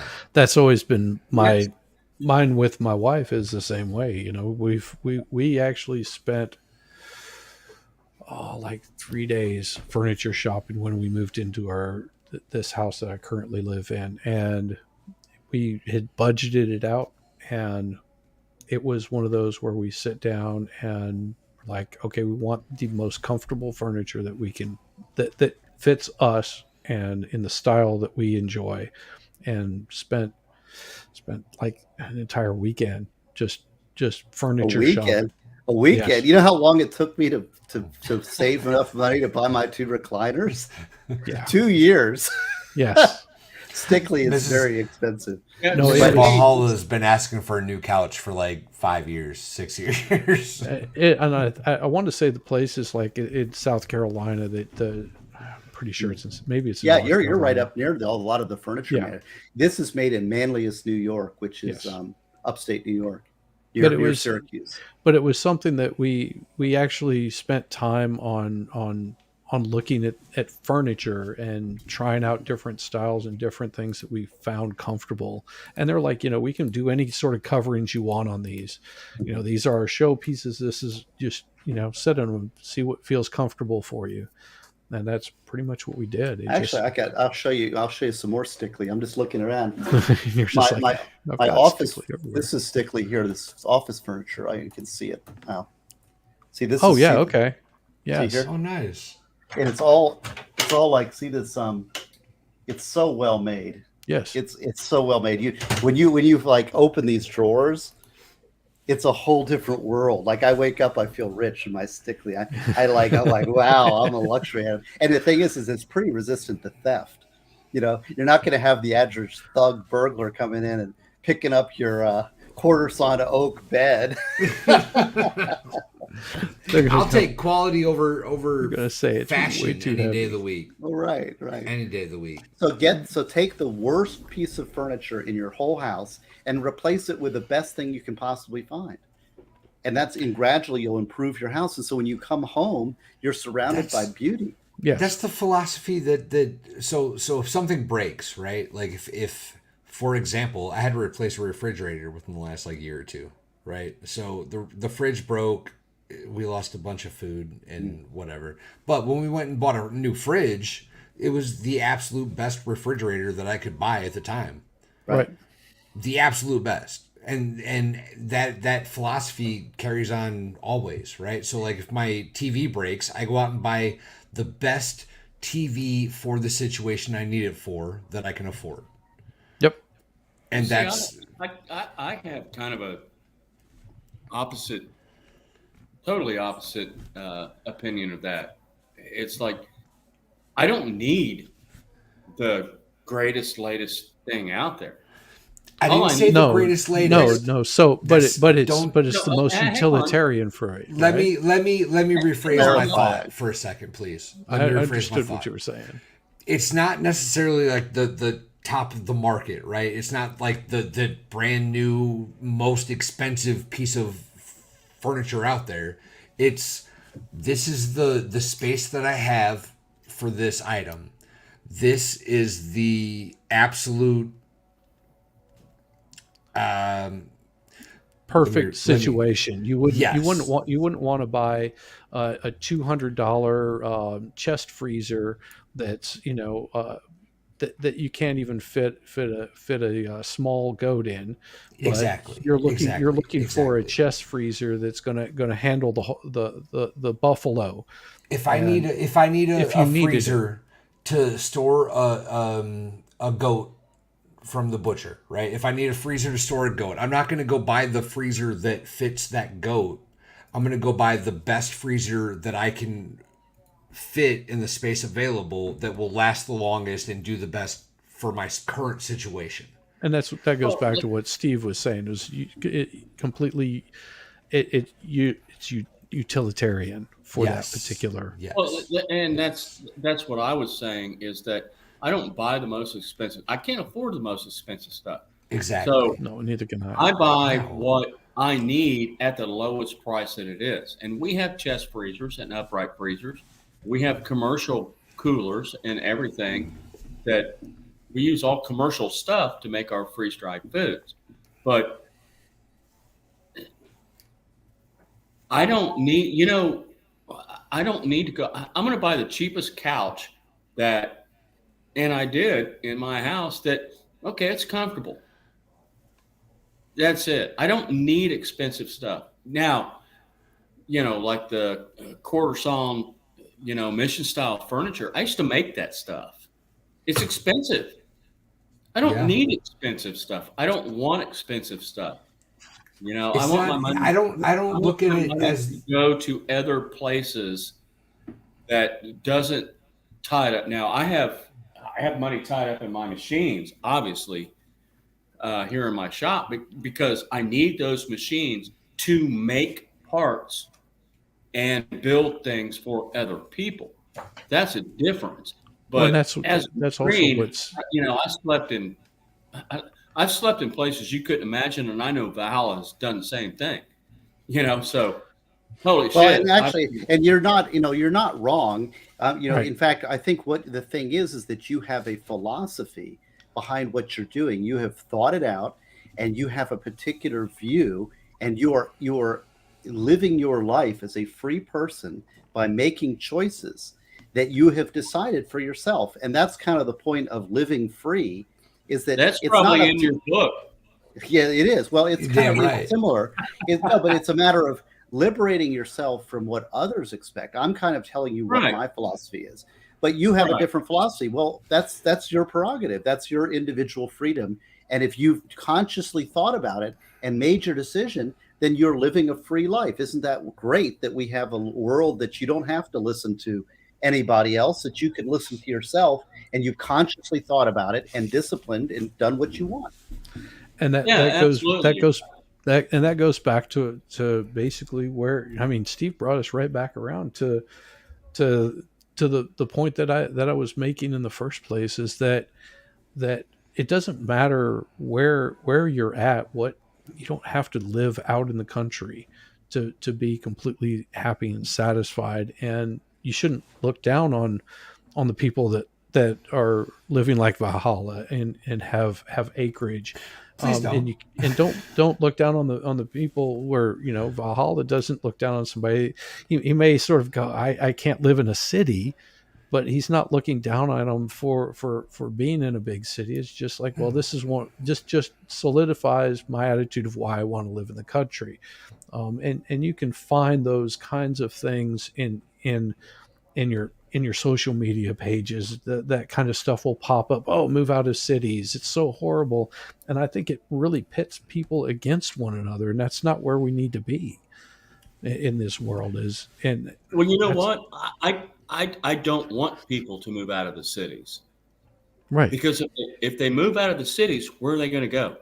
By me. I stay the F away from me. They're going to go into my area. I'm not in a city. Exactly. Now, I've only got a half acre, but I don't, my town is a relatively small town, but I'm not in that town. I live in the country. I only have a half an acre, but I have a garden. I've got dogs. I'm fixing to get some chickens. I don't live in an HOA or anything like that. I don't want people living in the cities because where are they going to go? They're going to go to the rural areas. I don't and we need the rural areas because for the record, that's what I did. That was me. I just don't have as much land that you do yet. We're still looking for a piece of land where I can set up, because I haven't been able to teach because I don't have a range to teach on right now. We are looking for a piece of land that we can put a range on so that I can get back to teaching students firearms.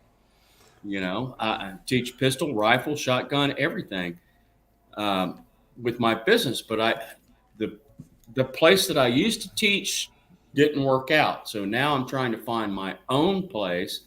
And of course, land prices were so high, we couldn't find it. But now land prices are going down.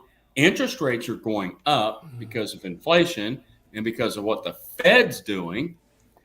But if I can find a piece of land as the land prices go down and I can pay cash for it, then I'll be good. Property value is still doing pretty good. Yeah. and it probably will continue to do well. And If I had a recommendation, you can't look at what your price value is, oh, because absolutely not. if that's Absolutely not. that's where you want to be, the value is priceless. Like where my wife and I live, she goes, good Lord, our house is worth twice as much as whenever we bought it, just because we bought it at a good time. But I'm in the same I boat. look at it and I was like, I'm in the same I, boat. I would buy this house again, even at the price that it is right now, because I just enjoy where I'm at. I enjoy the person I'm with. I enjoy my neighbors, even if a couple of them are real assholes. I still enjoy my neighbors. You know, I think I've got the best of both worlds. Of, it's we don't have a whole lot of land, but I do have a comfortable feeling where I'm at, and I Mhm. want to be away from cities. I don't want to be in a city, but there's also people will you'll find, as they get older and they start having kids, because we've got a lot of build up around Atlanta of mainly just apartments and apartment buildings. And my wife is like, man, how do they get all these apartments? I was like, because they're young, they're not having kids right now. They're just starting on their careers. They want to be close to work. They want to be able to ride their bicycle and hit the little taco mart that's right downstairs from her, the sushi place. That's where they're at. I said, you give them another 10, 15 years, whenever they've met their wife or their husband, and they want to have kids, there's a big possibility they're going to be moving out to the suburbs, You're and they're going to describing my want to get away. life. You're Yeah. describing what I've lived. I grew up in an ag town, in a university agricultural based town, right? So like when school wasn't in session, there were 60,000 people in our town. Yeah. When Northern Illinois University in DeKalb, Illinois was in session, our population blew up to like 120, 160,000, something like that. And I got a little bit of, I took a lot of ag in high school. I dreamed of moving to Chicago and going to the Art Institute. That was my dream, right? And then I did the military thing, moved into a city after that, did the Rockford, Illinois city thing for a long time, for a decade, and eventually realized that, like, there's a better way to live life. And that necessarily meant being a little more self-sustaining, being a little more able to take care of yourself and not have to depend on the 20-minute, Yeah, fast food joint. fast food, and you're able, Right. and it gives you that appreciation for not getting the instant gratification, that And that nice perfect, where it's like I've got like the perfect green peppers out there that they look so beautiful, and I really want to go into them, but they're just not ready quite yet. And yeah, I know the feeling. That's one of the best feelings, to take pride in your goats. It's like, I can only imagine how you were just like, oh my gosh, I've got baby goats now. This is just, it's like I feel like a daddy. Not that way. bro, it took the first like round of babies, we had, it was so hard, and I lost so many baby goats starting this thing, y'all. I lost so many babies. Right. And I'm getting so much better. I've got 5 baby goats right now that are all doing phenomenal. And I'm learning. I'm figuring it out. And I It's mean, and that was sort of, making my point of saying, this is what a lot of people in the city will never get to experience, and you can't bring that to the city. It no, it doesn't work no. well. That's torture for a goat to be, locked up Oh my God. in a cage. you know I don't think I have enough space on 11 and a half acres for my goats. I honestly don't. Really? so, Shinzy, so yeah. when you sent me this link, you put it in the email that you gave me about talking about urban, suburban, and rural. Mhm. I think it's a huge distinction, because if you've had somebody like, I grew up in the country, farming, all that kind of stuff. I could never imagine living in the city. And you were talking earlier about what's the advantages of living in the city. Well, you have urban transport. Uh, you can ride a bicycle, this and that kind of stuff. Well, we rode bicycles in the country. We rode it several miles on country roads to get someplace. But I could never imagine. There's no way I could live in a city. No The way. benefit There's of a just city. no way. I would be suffocated.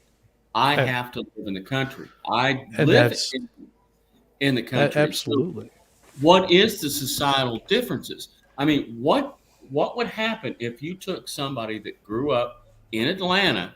I know I'm 4.5 hours south of you. You take somebody that grew up in Atlanta metro and brought them down to South Georgia, where you have to do shit on your own. You Ask have to take it Valhalla. yourself. Ask You Valhalla. know. He can tell you. It's convenience. Well, that's what I did too. I mean, I never lived in the city. I just made sure I never lived in the city. I lived in the country, and I've always made it that way. I still live in the country. But It's look what convenience Valhalla's over done. freedom. That's what Right. it is. It's Well, convenience over personal freedom.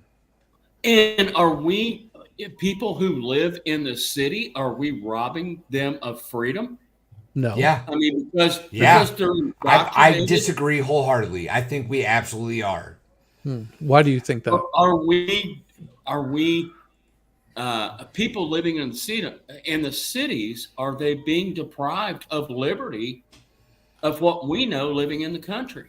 Yes, I think they are. And then they Eh, get eh, their, well, I want to hear his explanation for this, Valhalla. I want to hear your explanation why you think that what? us living in the country is taking it away from people. No, living in no, the no, city. no, no, no, no.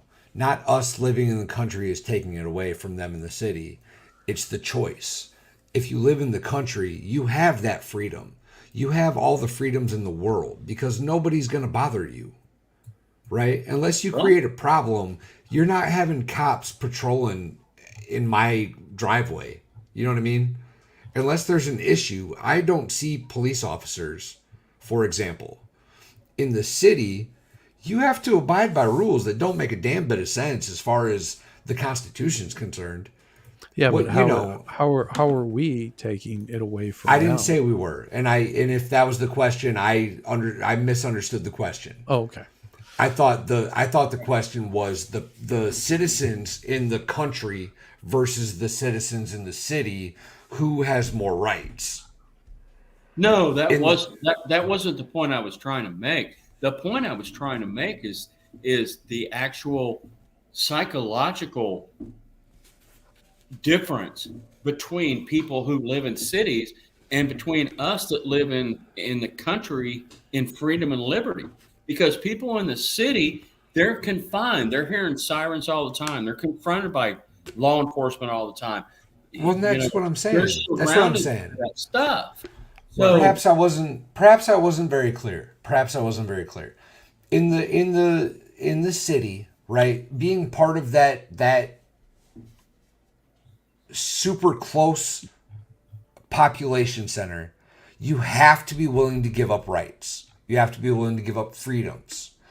You're gonna, if you live in And I'm not. Chicago, I'm not either, brother. In Yeah. Chicago, for example, you have to give up every right you have to a firearm. yep. In Unless you get Chicago, a phone card. you're gonna get arrested if you stood at, let's say, the Art Institute. If you were gonna stand on the steps of the Art Institute in Chicago and preach how the government is defiling your rights, I promise you're gonna go to jail before the end of the day. Well, and that's also something to consider is that mine Atlanta is where I live is a little more suburban, but if I go into, say, for example, I want to go to a ball game, they're not going to allow me to carry into a ball game. Exactly. And that's one of the reasons why my wife is like, "Oh, you want to go see a baseball game?" It's like, "Can I carry?" No. No, I don't want to go. I'm good. And I've stood by that for a lot. She said, well, you're missing out on so much. I was like, yeah, but I don't like large crowds. And if you put me in a large crowd, I have my head on a swivel 100% of the time. And it's gotten worse as I've gotten older. And I would just prefer to be carrying wherever I go, because it's much better to be safe than sorry. Yep. And, you know, if we do go to a ball game, it's usually, you know, we're sitting in a booth where I'm not in the mass of crowd. I can separate myself away from people. And it's not that I'm going to go and do anything dangerous. And I mean, I will try to avoid confrontation at all costs, but it's just, Always I would much rather, you know, maybe it's like a blanket. As a best kid, defense. The best defense to a fight is 100-meter dash the opposite direction. Exactly. You're That's correct. where I That's- like to be. That's absolutely correct, and that's what I've always taught. Is the best way to win a fight? Avoid it. If you avoid it, you won it. You know. Hopefully, Steve. Maybe I I didn't mean to cut you off, Tony. Go ahead, buddy. I'm sorry. No, I was just saying that the best way to win a fight is to avoid it. The last thing anybody wants to do, and I'm a Marine, Baha'u'llah's Army. I'm you know, ex-Army. We've been in the, you know, in stuff. Yes, you guys The best have. way I to have win a not. fight is to not engage in it, and it's different as a civilian than it is in the military. It's completely You can't different. lose a fight you don't get into. Exactly. You can't. Exactly. That is the thing. You cannot, and I'm going to steal that. I'm stealing that. Please do it. Do it. Well, Steal it. and It's I've all always yours, said buddy. the way to fight is to not be in it. Yeah. But And the best way you to know, win a fight is to not, back is back to not be in it. back to the main thing here, which is that each one of us, you know, lives in various parts of the country, different socioeconomical backgrounds, different issues that we've run across. Each one of us wants to be living outside of the city. Sometimes we're not capable of doing it.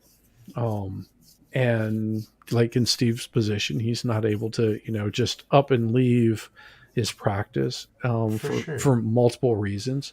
But His family, his that house, means there's a it's lot. not his ultimate goal is to be away from these large concentrations of people. But it doesn't mean that he's going to become a hermit. Whereas me, on the other hand, I want to Maybe. get away so I can be a hermit. Yeah, I I gotta ain't go, I gotta go, guys. I'm sorry. I gotta head to bed. I'm Buddy, sorry. make sure that you check out this old book. Yeah, And he's got a new book coming out. the new book, Steve Gosling. Prepare. All right, Steve thanks, Gosling. guys. Thank you Steve, very much for coming in. Steve, and you didn't gracing even us have a with your sidecar. presence. No, You didn't I even- don't. No, We- this is a weeknight. This is a weeknight. weeknight. Thank you But- so much, Steve, for taking the time and spending with us. We Yeah, do good to appreciate see you it. guys, and And- I'll see you around. And I love you, hopefully buddy. we'll see you watching Joe's channel tonight. Yeah, no, I'm going to bed He's- right now. He's pretty intoxicated See you later, man. already. No, Night- I'm not. night, I'm just Steve. tired. No, Joe. Joe is. Joe Okay. is. See you later, guys. There's Nice, Steve. Steve. Thanks, everybody. Steve Gosney. Steve Nice. Gans is such a bro, y'all. He's such a He bro. is. That guy. He is. That guy has so much knowledge in his head. Yes.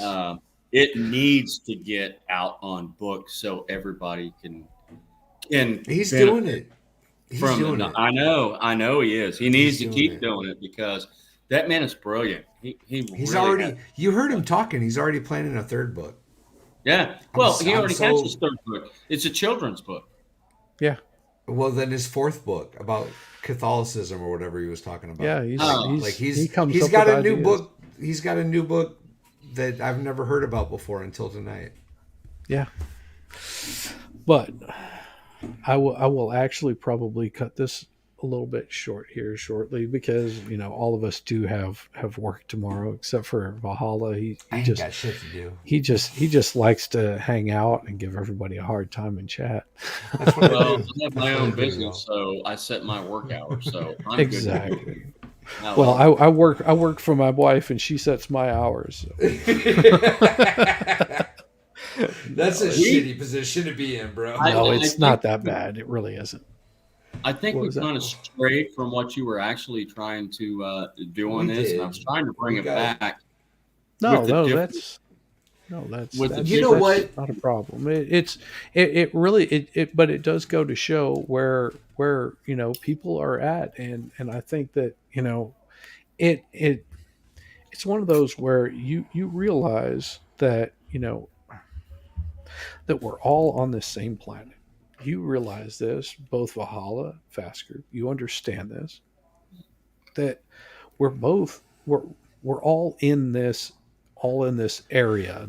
If I may, Go ahead. and I apologize. No, that's fine. Okay. If I may.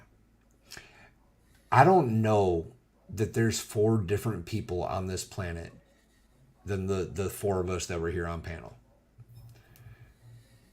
And maybe, sure, that we have some similarities, right? But the 4 of us are living 4 very different lives and have Yes. lived 4 very different lives. And we live in very different situations. Yes. But the 4 of us, I would consider the 4 of us friends. Yes. Not just Absolutely. internet friends, but actual friends. Absolutely. Well, absolutely. And I could Right. I could throw a bunch of other people into the mix. There's a whole bunch of us. I mean, And that's the point that this stream, I think, was trying to get across, yes. right? Yes. That we are going into something different and weird, and the importance of these individual lives coming together and discussing it at the very least is key to the future. Exactly. Yeah, I think you're hitting it pretty spot on where I was with all of it, because you'll see people in the chat that'll give you a hard time. I know that Darth likes to give you a hard time, but No, Darth's there- good. yes, Darth's good. and that's what I'm saying. He loves to give you a hard time, and he might not like certain people, but that's his own thing. Darth but loves I- me. Me and but Darth I- love each other. No, I know. We got past No, that. no. I'm Okay, not. I'm sorry. I'm shut talking about. I'm not talking about you. I'm saying Darth has other people that he may dislike. Oh, Same way okay. as I have people that I dislike. That if I'm around them for a period of time, I don't want to talk to them or listen to them or anything like that. Sure. So I understand where he's coming from, and Sure. and I'm sure it's the same way with you, and the same way with Tony Fast Group. That you're in that same boat where there's just people you're just like, oh, not this person again. I don't want to engage with. Well, It actually, absolutely I happened. don't have any of those people because I don't have enough subscribers. And Well, no, I'm just talking about in life in general. right. Life in general. There's We've all experienced that person yes. Yeah. at some point or another. But it doesn't mean that we go out and intentionally attack them or No. do anything to harm them in any No. sort of way. And I think that's something that and Rabbit says it right. We're all in this together. Get happy together. And that's the important thing is yes. It is Showing my age there. it is important for us to Yeah, you as human beings to be able to relate to one another.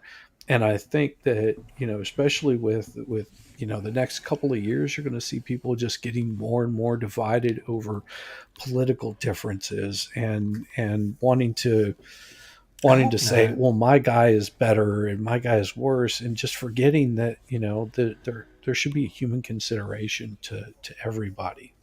Yes. That's that. And Yes. if you go into it, I think, and that was one thing I didn't get to say to Steve was, I his outlook on the death penalty really got me to thinking, because he has a different outlook on it. Now, does it change me entirely? No, but it got me to thinking that my feelings on the death penalty are different Same. than Steve's, where Steve is like, death penalty should be completely gone. That's not how I feel, but it got me to thinking. And I think that taking into consideration his view on it doesn't make me like Steve less, and my view on it doesn't make Steve like me less. It just we just have different opinions on something. To Can I piggyback, opine on that? Yeah, please. I used to be, and that was Valhalla. Sorry. no, younger in my career, like I said, I was law enforcement, I was SWAT, I was a paramedic, I was a Marine, and I was very pro death penalty because of the things that I saw and that I dealt with. Right. And then I realized sometime later that when DNA and this and that kind of stuff started coming out, it's like there are a lot of innocent people in prison. There are people given the death penalty that that at the last moment there was Give me DNA 60 proof seconds. that said, no, this guy is not the one. I'm absolutely an eye for an eye guy, and I'm for the death penalty, but only if it can be absolutely proven beyond a reasonable and scientific doubt. And I don't think that we're there. I don't think we have that. I think that there have been people put to death who did not do the crime. Yeah, but see, that's where you get into the whole pre-trial, the Minority Report stuff. Because if you follow that logical conclusion, you basically want to stop the crime before it happens. I refuse to start a death penalty discussion at this point in the show. I refuse to do it, y'all. Thank you. Because No. that'll take us another 2 hours at least. We're not going down that rabbit hole. I refuse. I What- refuse. What my point I'm dead. is that We're all on the same page. we're I all refuse. we're all humans on this planet, and Yes. and we should all be working for something better. Life's hard, y'all. Don't make it harder on each other. Yeah, you should be, you should be celebrating the people that are in the city, because it makes that they're doing things that we don't want to do. Right. I mean, I would not want to be working on Wall Street dealing with some asshole like mine's money that sits there and goes, I want you to invest it this way. I wouldn't want to be the guy on the receiving end of me bitching someone out whenever I order a part and it doesn't show up for 3 months. I don't want to be that guy. Yeah. I'm with you. Yeah, and when you sent me the link, you were talking about urban, suburban, and rural, and it's different types of people. I mean, if you are raised in a city, let's say you were born in New York City or Chicago or LA or Boston or Atlanta, and you're raised in that city, that's all you know. No, Is that city life. no, it's not true. If you're raised in that city, that's all you know. That's It's not true. just your environment. It's not true. So hold on. We're about to get into semantics here. Because Tony, I believe, is saying the poor class in the city. Whereas, Stay in the middle. and if you grow up in the In the and ghetto. you're right. The lower to middle classes in Chicago, for example, you're not gonna see anything outside of that probably throughout most of your life. You're not gonna venture outside of the city until at the very least likely your 20s if you make it. You know what I mean? Yeah. So Yeah. he's trying to shut this down. We're about to start opening it up again. No, No, all I'm saying is I understand where you're coming from, Fast Group. I really do. Of saying that someone living in the city doesn't know what it's like to live in the country, Yes. and as a generality, that is true. But you also have to understand a lot of the people that live in cities also have grandparents that live out in the country. I know that my grandparents lived out in the country, so I thought it was absolutely normal to use an outhouse at my grandparents. It was nothing abnormal. All They'd of the never had people that indoor live in the plumbing city have until the grandparents 80s. that live outside the city without houses. I No, know, I know only a this. I know few this. do. But I'm saying that it is not completely abnormal for people that Right. live in cities to understand and have the gratitude for that country living. Some of them do not want to do that because they enjoy the hustle and Yep. the bustle. They enjoy being that social interaction with other people and that's one of the things where, whenever my wife and I started talking about, moving out, she was just like, yeah, I want to be out, but I don't want to be out that far. I was like, okay, well, now we're narrowing things down a little bit, because she was just Yep. like, yeah, emergency services, I can't get out there. What if I need to, hop on a flight to get back to Atlanta to handle, X, Y, or Z, because, she still is an attorney. It becomes more difficult for her. So it's sometimes it's not possible for people that are living in cities to go out into the country. And I will say this. Understood. So when I grew up like 60 miles outside of Chicago, right? yeah, I was in And it, Kankakee. so you were okay. I was a little further out. I was in DeKalb County. Yeah, I I lived in grew up in DeKalb. Indiana. We lived in the same town. I lived out in the country in DeKalb on a farm for like the first like 5 years of my life, and then moved to Valley View whenever I was about 5 or 6. We're from the same fucking part of the Illinois. Probably. Yeah, no, we are. Kankakee Cougars. I've been to the minor league games. Yeah. I Me and don't my know. Whenever I was there, I was they had East Ridge and Westview High School, that ended up turning one of them into the junior high, and then the junior high, from last I I'm could tell, it talking was shut down. So minor league baseball, yeah, see, like I don't know. MLB farm teams. The Kankakee Cougars were Yeah, the yeah. I left at Anyway, 13. I left anyway. it. I left it Indiana or in Illinois at 13. My grandparents lived in Indiana. Where at? I can't say because it was such a small town that it would be easy to figure out who I am. Oh, okay. You Sorry. know who I am, but there's people that don't, and it is a Right. very small town, and yeah, Well, it's me and tiny. Mighty Meat, apparently, where I grew up is just 30 minutes from each other. Really? Yeah. Yeah, Yeah, that's Well, about me you, and Shizzy is about a half hour from where I went. I graduated high school and where he grew up in. yeah, Yeah, it's about a half hour. yeah. It's about a half hour. I had friends that went to school. Hell, it wouldn't surprise me if you were probably friends with some of my friends' kids, because you would be You're about the not age that of. much older than me, fucker.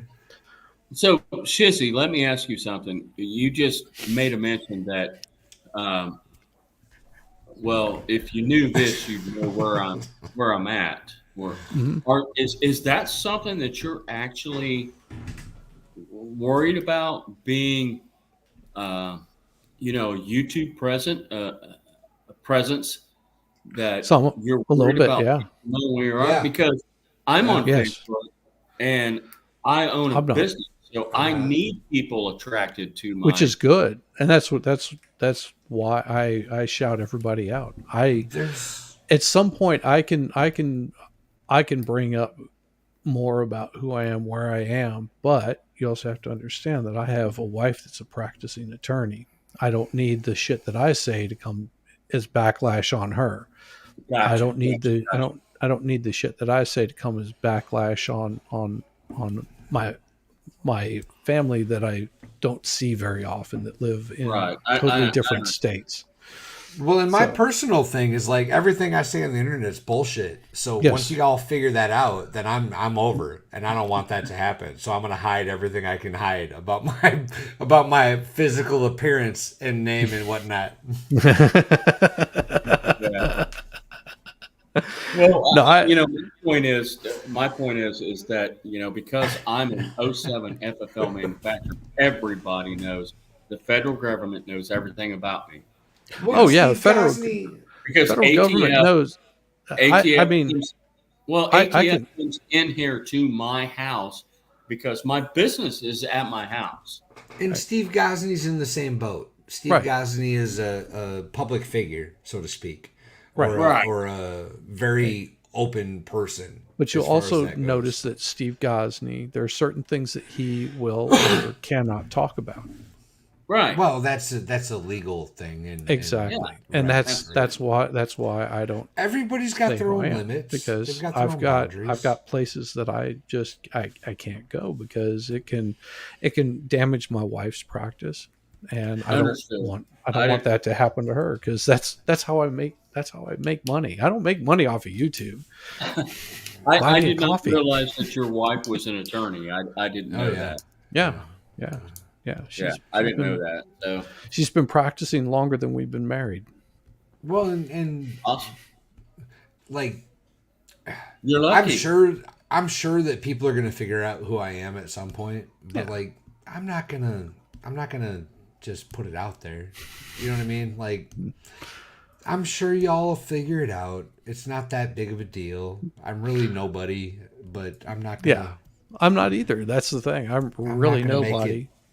Neither am easy. I. I mean, But- like I said, I'm a but if- micro business, so the more But people, but for me, if the YouTube stuff does start taking off, then it becomes somebody, And then and- crazy people get involved. and then crazy people get involved, as we've seen in the past. Whenever I just happen to reach out and say something of somebody that I don't approve, not that I don't approve of the person, but it got some people's hackles up, and even Valhalla said, I don't want to be any part of this, I did.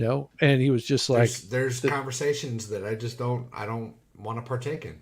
and you know what I did? I made sure that I didn't involve him in it. And I Because- appreciate it, buddy. Absolutely. And no disrespect to anybody involved. Nope. I don't want to partake in that conversation. That's all. Yep. And that was one of those where I was like, I don't want to be a part of all of that. Same. That's my but thought I also process. I don't want people coming at me because I said something because I don't agree with something that somebody said, and I said something online about it. Yes. That Yeah. I'm not. Go ahead. I was going to say, so did we ever actually get to the topics that you wanted to talk about tonight? Absolutely.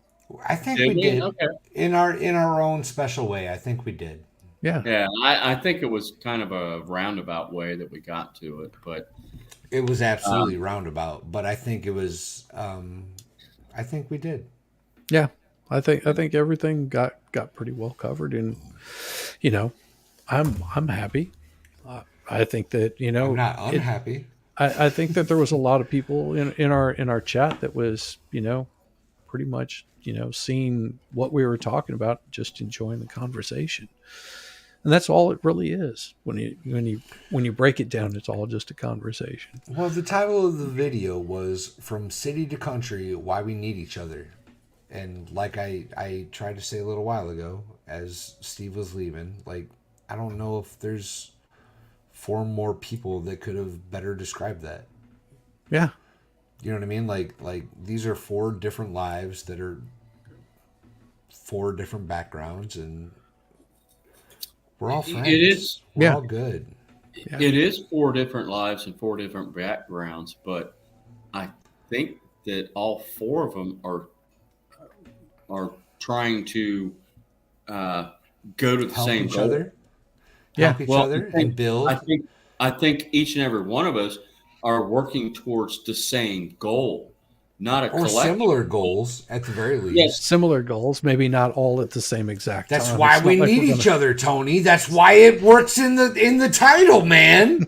Well, I agree, and that was something that I wasn't able to get into. And you've been on my live streams talking about the 10 C's of survival and everything, and I told you I have the Beyond the Seas that I came And up with. I'll be there for that too, buddy. Yeah, absolutely. Haven't got to put it together yet, but the main theme of that is when people call me a prepper, I hate that. Yeah. I hate that. I hate that name. Okay. It's the connotation behind it, because it's I understand what you're doing, It's and the same it's thing and as- it's and a prepper, it usually is being looked at as the kind of person that's preparing for the next civil war.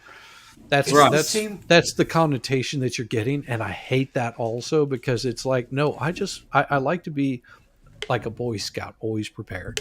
It's Right. the same thing as a conspiracy theorist. It's a derogatory term for somebody that's just Self-sufficient. yes. What did our grandparents or Valhalla, his great grandparents, because he's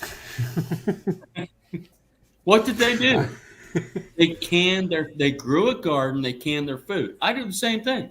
I pressure can food, I grow a garden. I do all these things. Why did they do that? Because they were preparing for Because that's what Exactly. people did. And that's what people need still to do. do. And people still do it. So that's why I don't want people to look at me and say, "Oh, you're a prepper," because the word prepper has gotten bastardized into some other. Okay, I'm going to bring up the subject. My new pronouns are self and That sufficient. Those piss are my a new lot of pronouns. people off. Okay, Yes. I'm going to bring something up that might piss a lot of people off. Okay, and that is what people think is the Confederate flag. What people think is the Confederate. Oh, we're going flag. there. We're going there now. Well, I'm just using this as an Shizzy, analogy. you okay with this? Yeah, you Okay. also have to understand that I am more Southern than I am Northern. Always have been. Awesome. I am a fan So- of freedom of So speech. here's the y'all. deal. Okay. I'm a fan. What people think is the Confederate flag is not the Confederate flag.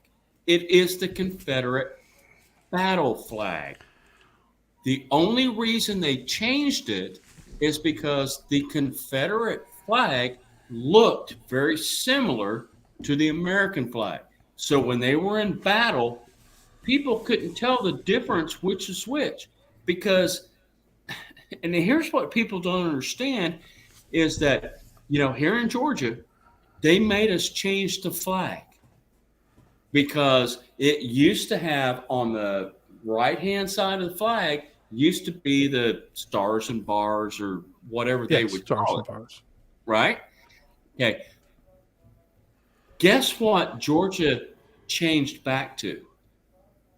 The Confederate flag. The original Confederate flag. The only thing they did different was put the seal in the middle around the stars. Because people associate the, Dukes Battle of Hazzard, flag. the battle flag. They consider that the Confederate flag. It's not. That is not the Confederate flag. That flag was the battle flag because the original flag was so close because red, white, and blue had stars. Oh, y'all, listen. People couldn't tell the difference. Hey. So the Confederates came up with a different flag We to understand. differentiate themselves from it. So here's the problem with this conversation. There I you would go. love to have it. Yes. I will have this conversation any day you want to. This is a very about different today? conversation. Yes. A very different conversation than what we've been talking about, or trying to, at least. Yes. And if you start talking about this, it's going to be another couple hours, and I don't want to do it. I'm going to be honest. Not going down this road. Nope, not going to do Going it. down this road. Yes. I want to have this conversation, Tony. I love you, buddy. I don't know. I'm why not- I brought it up. And we can do this at a later We can time, schedule Tony. it. We can Yeah. absolutely schedule I this. don't know why I brought it up. I'm I glad you no, did. brought it No, up because as a because fact that here's- people misinterpretate facts. I think Well, that's And the only that's reason I brought it up. that brings a whole nother. Listen, goddammit, you're getting me all wound up. This Sorry. brings a whole nother conversation into the narrative and the fucking mainstream media's bullshit about all this nonsense that has nothing to do with free speech or the actual fucking meaning behind any of these symbols. And I'm not going to do it tonight, Tony. we're not doing it tonight. I'm not So going to here- fucking do it. I want to, but here's I'm not what we're going to gonna fucking do it. Well, what look we're at gonna Leonard do. Skinner. No, God damn it, he's going to do it. Please. Tony, stop. So Look at here's Leonard- I'm sorry, go here's the ahead. beauty of this is because you've been asking you asked a little bit, Tony. You're like, I have a hard time coming up with ideas. You just came up with 3 ideas in less than 15 minutes. You just came Yeah, up with yeah. at least 2 shows. At Yes. least. Yeah, but At who do I least. talk to about it? I don't have people. Bitch, what are that we? bring- Chop liver? Fuck off. Yeah, whoever you want to. And what Well, I'll Okay, what- would you? If I do a live stream, would you guys come on and talk about this? if I'm Okay, available, well, yeah. I've done at least 2 of them with you so far. Yes, sir. You Yeah. have, and they've been great. I Yeah. try, buddy. If I'm I available, I'll come on with you. I cut back my stream time that I actually stream throughout the week.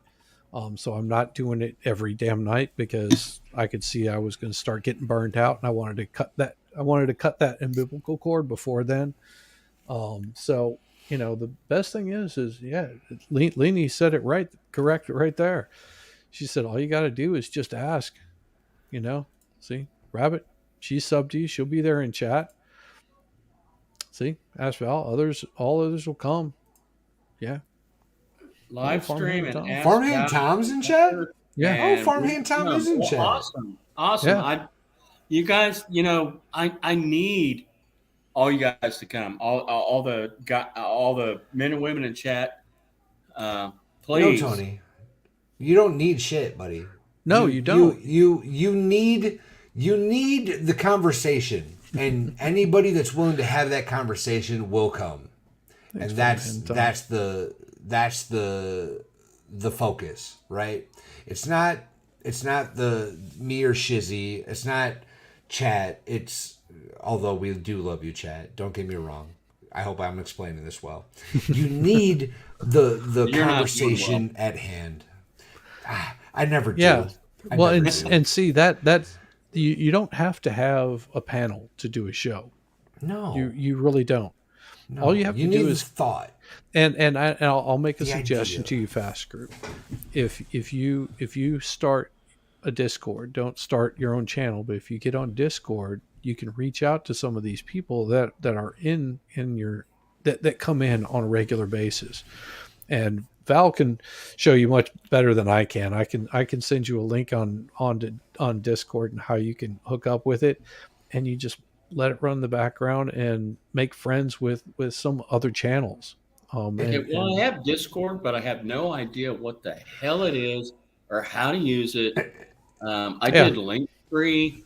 I don't. You got a link No. tree? You're ahead of me. I don't have Yeah. a link tree. Linktree is super easy, and see what Well, I just see. Kinda- Watch this, Fast Group. Rabbit, will you do me a favor and put up Linktree for me? Let's watch. You have your link tree?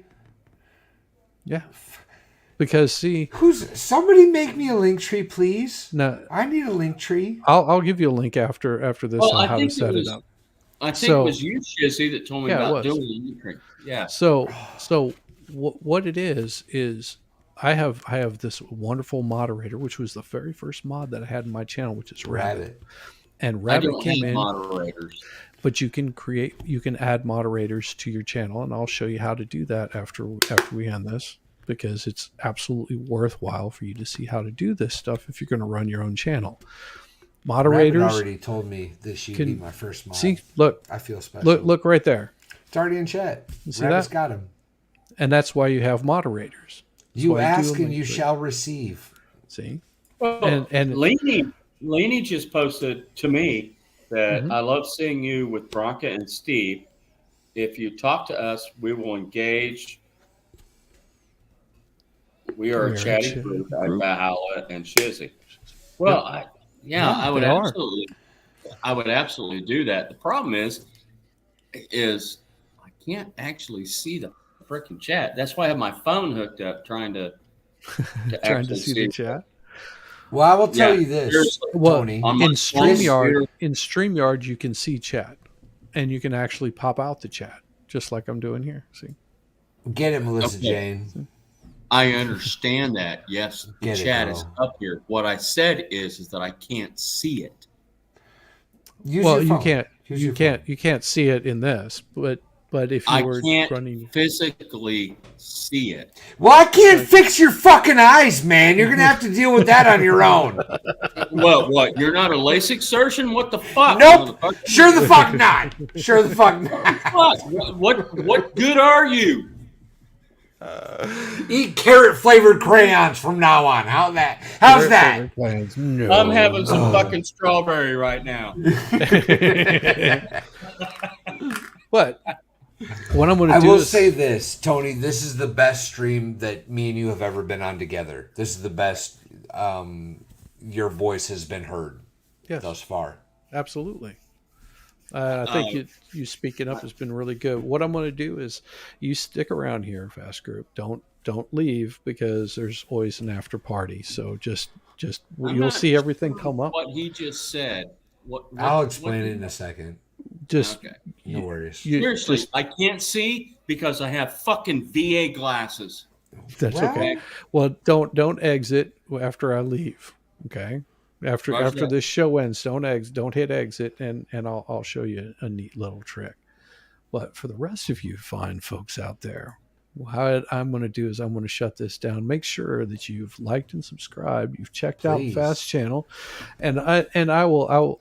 What if I had his link tree? I'll post it up there after the show, and because I'm going to show him how to do that also. We're going to make this a really good outro. And of course, if you're not subbed to Valhalla, then I do not know what rock you've been living under because he has goats, and there's only one that's man all in the you world need. that has goats. That's all you Yeah, need. but He's Go the look at goat the man. Valhalla doesn't do his own channel. He's always on with somebody Man, else. way to fucking ruin that buzz. But see, Wait this a is minute. how.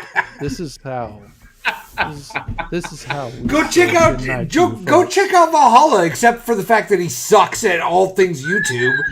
That's why we love him. Appreciate it, folks. Tony. Sorry, man.